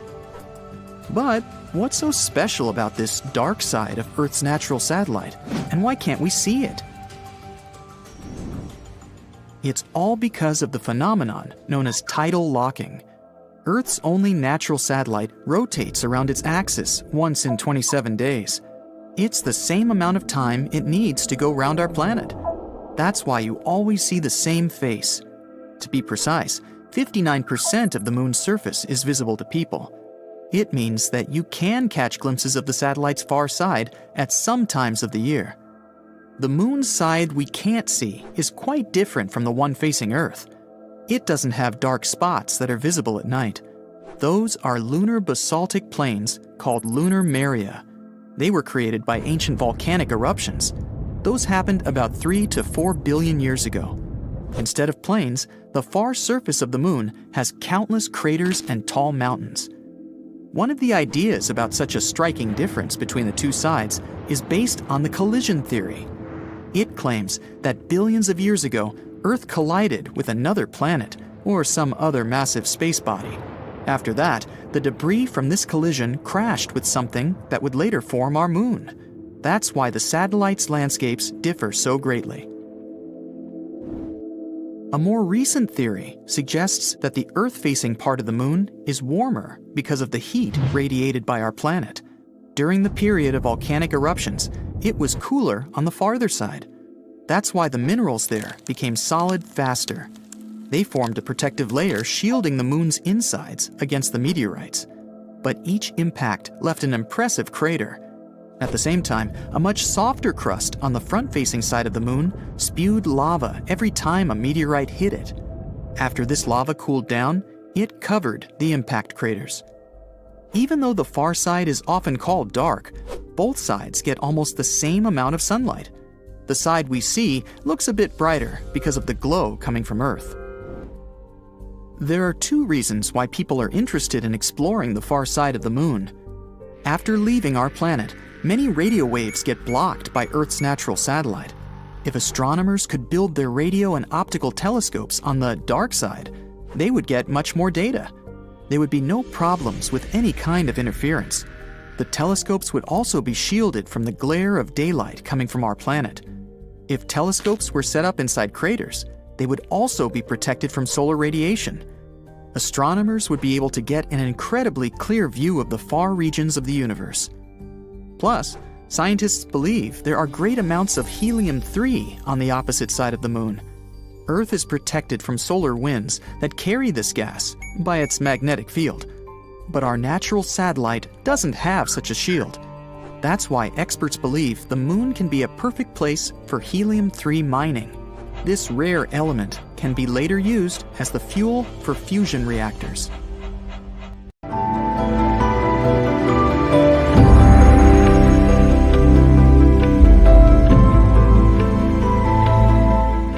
The moon is the second brightest object in our sky. At the same time, among other astronomical bodies, it's one of the dimmest and least reflective. Our natural satellite only seems bright because it's so close to Earth. For comparison, our planet looks much brighter when you look at it from space. It's because clouds, ice, and snow reflect way more light than most types of rock. Triton, Neptune's moon, has all its surface covered with several layers of ice. If this satellite replaced our current moon, the night sky would get 7 times brighter. The closer the moon is to the horizon, the larger it looks. This phenomenon is called the moon illusion. One of the theories explaining it claims that the atmosphere plays the role of a magnifying glass, which makes the moon look bigger. In reality, if the atmosphere had a say in it, the moon would actually look smaller, not bigger. Most experts believe that the illusion is created by your own mind. It can increase the moon's size more than twice. When Earth's satellite is high up in the sky, you don't have any visual cues about how far away it is. But when it's near the horizon, you can see objects surrounding it in detail. It makes the moon look larger. But it's just one of the many theories explaining the phenomenon. By the way, you can trick yourself out of this illusion if you bend down and look at the moon upside down through your legs. 2 or 3 years ago, an asteroid was pulled into Earth's orbit and started to travel around the planet. Even though it's no larger than an average car, it's still a big deal. Out of more than 1 million asteroids astronomers know about, it's only the second one to orbit our planet. Called 2020 CD3, it's our temporary mini-moon. It won't be with Earth for long, though. The asteroid is following a random orbit and is slowly drifting away. Temporarily captured objects, such as 2020's CD3, are rare. They need to have specific direction and speed to be caught by Earth's gravitational pull. Otherwise, they either crash into the planet or fly in another direction. A transient lunar phenomenon is one of the most enigmatic things happening on the moon. It's a short-lived light, color, or some other change on the satellite's surface. Most commonly, it's random flashes of light. Astronomers have been observing this phenomenon since the 1950s. They've noticed that the flashes occur randomly. Sometimes they can happen several times a week. After that, they disappear for several months. Some of them don't last longer than a couple of minutes. But there have been those that continued for hours. The year was 1969, one day before Apollo 11 landed on the moon. One of the mission participants noticed that one part of the natural satellite was more illuminated than the surrounding landscape. It looked as if that area had a kind of fluorescence to it. Unfortunately, it's still unclear if this phenomenon was connected with the mysterious lunar flashes. There might be more metals, for example titanium or iron, in lunar craters than astronomers used to think. The main problem with this finding? It contradicts the main theory about how the moon was formed. That theory says that Earth's natural satellite was spun off from our planet after a collision with a massive space object. But then, why does Earth's metal-poor crust have much less iron oxide than the moon's? It might mean the moon formed from the material lying much deeper inside our planet. Or these metals could have appeared when the molten lunar surface was slowly cooling down. The moon's gravity is about 17% of that on Earth. If you weighed 200 pounds on our home planet, on the moon, your weight would decrease to a mere 34 pounds. You would also be able to carry stuff 6 times heavier than what you can carry on Earth. It would be easier to walk on the moon's surface, but it would be more dangerous too. Your feet inside a heavy spacesuit would sink into the lunar soil up to 6 inches deep. But let's imagine you decided to skip the tedious process of walking by leaping through the air. Then you'd likely lose control of your jumps in no time. Plus, the moon's surface is littered with deep craters. It would be a tough feat to avoid all of them. Not so long ago, astronomers discovered a massive blob of some mysterious substance. It was hidden under the surface of the moon's far side. Its mass was the same as that of a pile of metal 5 times larger than the big island of Hawaii. The enigmatic something lies almost 200 miles beneath an enormous crater that appeared in the lunar surface billions of years ago. The blob likely has something to do with a super collision. It might be the metal core of the object that hit the moon back then. Scientists can't wait to lay their hands on the discovery. It could explain lots of things about the South Pole Aitken crater, the largest known in the solar system. If it was on Earth, its oval-shaped basin would stretch from Washington, D.C. to Texas. There's no air on Earth's natural satellite, but then how can it be rusting? Scientists have discovered the presence of hematite on the moon, and it's a kind of rust. A special NASA research instrument examined the light reflected off the moon's surface. It turned out that the composition of the satellite's poles was very different from the rest of it. The moon's surface is dotted with iron-rich rocks, but without oxygen and liquid water, rust can't appear. Solar winds add to the mystery. They bombard the moon with hydrogen, and hydrogen makes it much more difficult for hematite to form. But even though the moon doesn't have an atmosphere, it still has some trace amounts of oxygen. Its source is our planet's upper atmosphere. Earth also protects the moon from almost 100% of solar winds, although not all the time.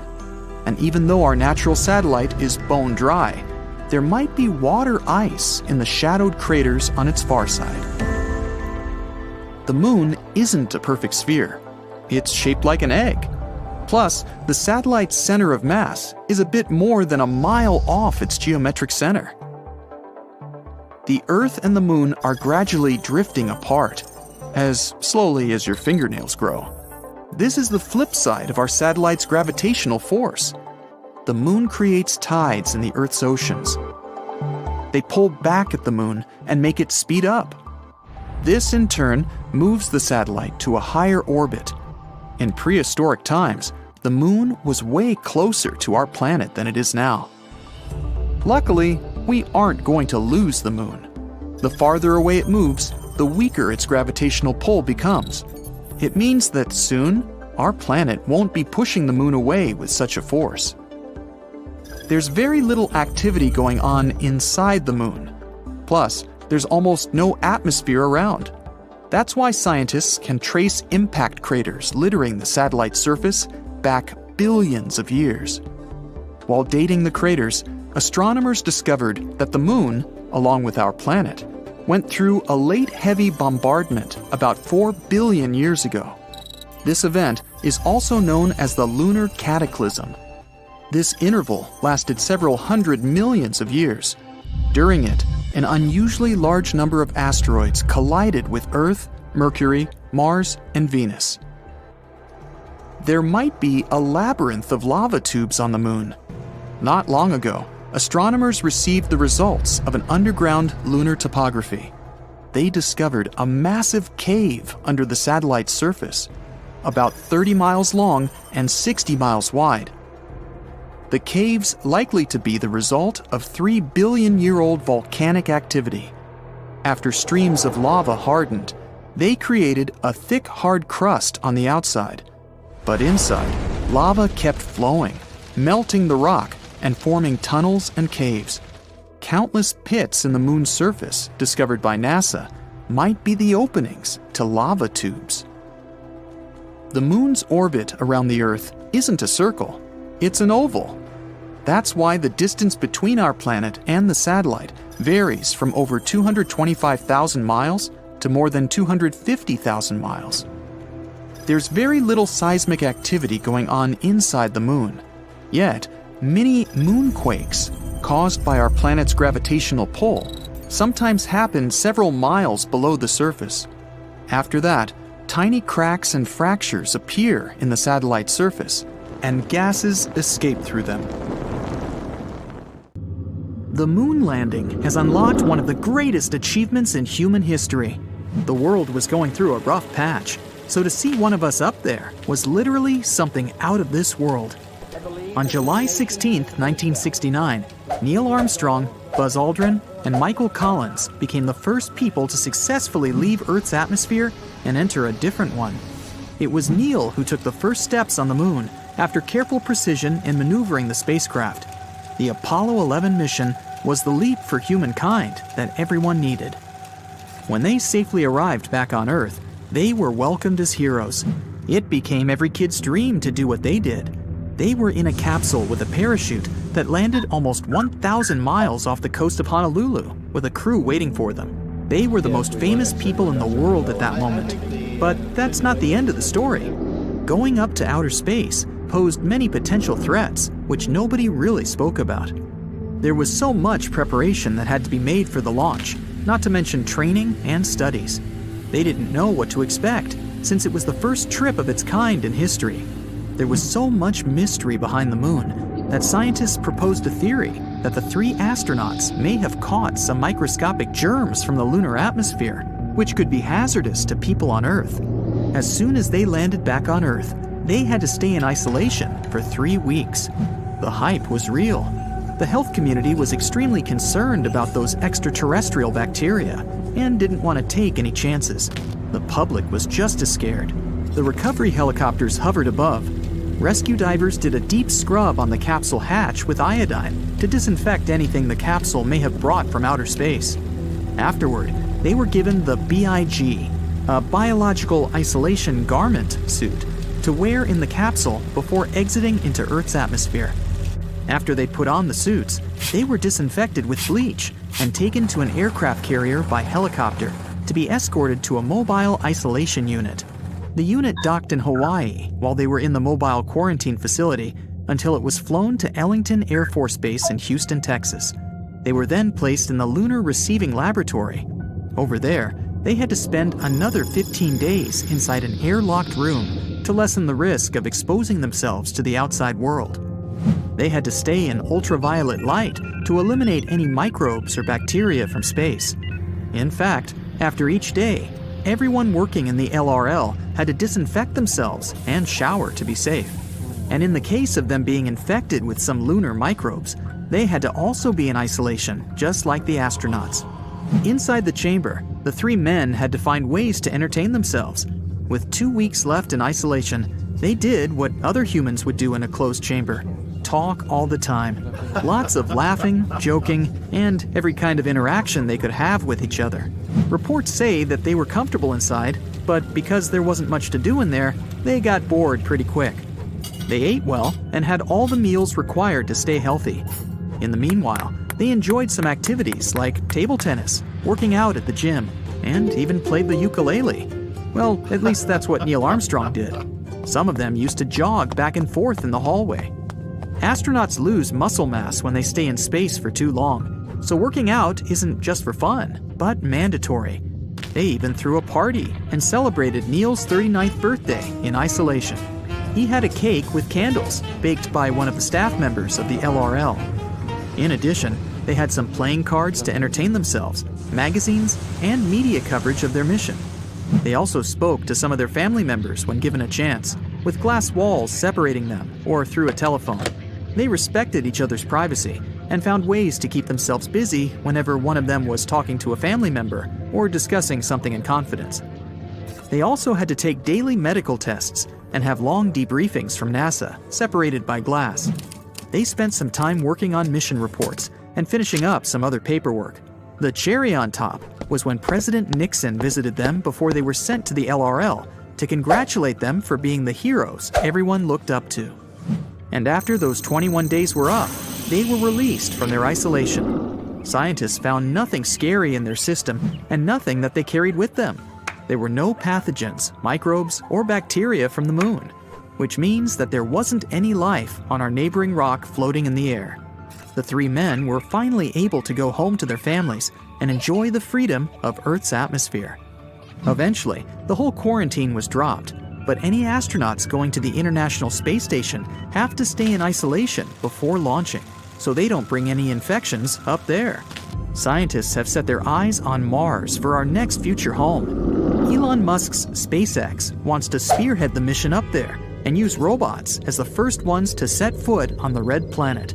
The Tesla bot was showcased in 2021 and can mimic us pretty well. It can do the everyday boring tasks we don't enjoy doing, like cleaning, buying groceries, and some heavy lifting. Thanks to the fact that they walk like us, we can get a good idea of how humans will move around on Mars. The bots can send reports back to Earth as soon as they get the data, and can probably study the environment if there are, in fact, extraterrestrial microbes living on Mars. But none of this will happen anytime soon. There are a lot of steps to be taken before we can see ourselves living on the red planet.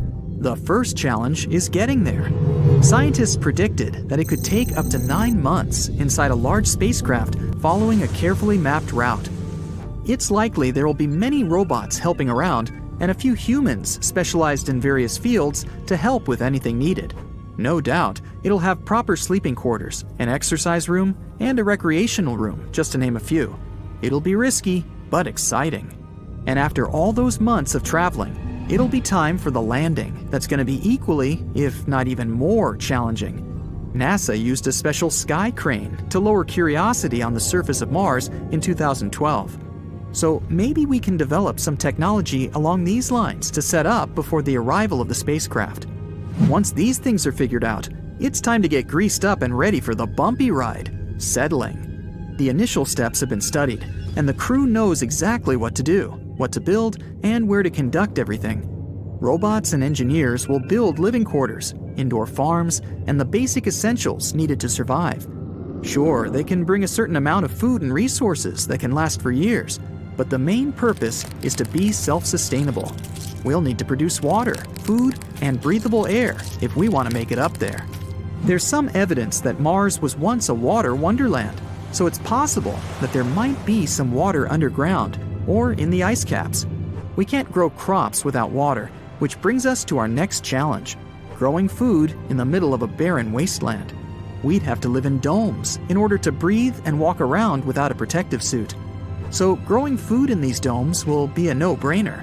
But with limited water supply for crops, we now have to find a way to produce water and mimic the conditions for plants to grow. Once these things are built and studied, then comes the next challenge: powering up the settlement. Solar energy is one of the obvious choices. This source of energy can power up fuel cells and nuclear batteries for our everyday use. And once we have all this up and running, we can finally say we got ourselves a settlement outside of Earth. Sooner or later, more ships will arrive, with more people settling and building a future out there. By then, we'd know if there are any foreign microbes that could pose a threat, so we wouldn't have to quarantine. And all it's going to cost are a few tens of billions of dollars. A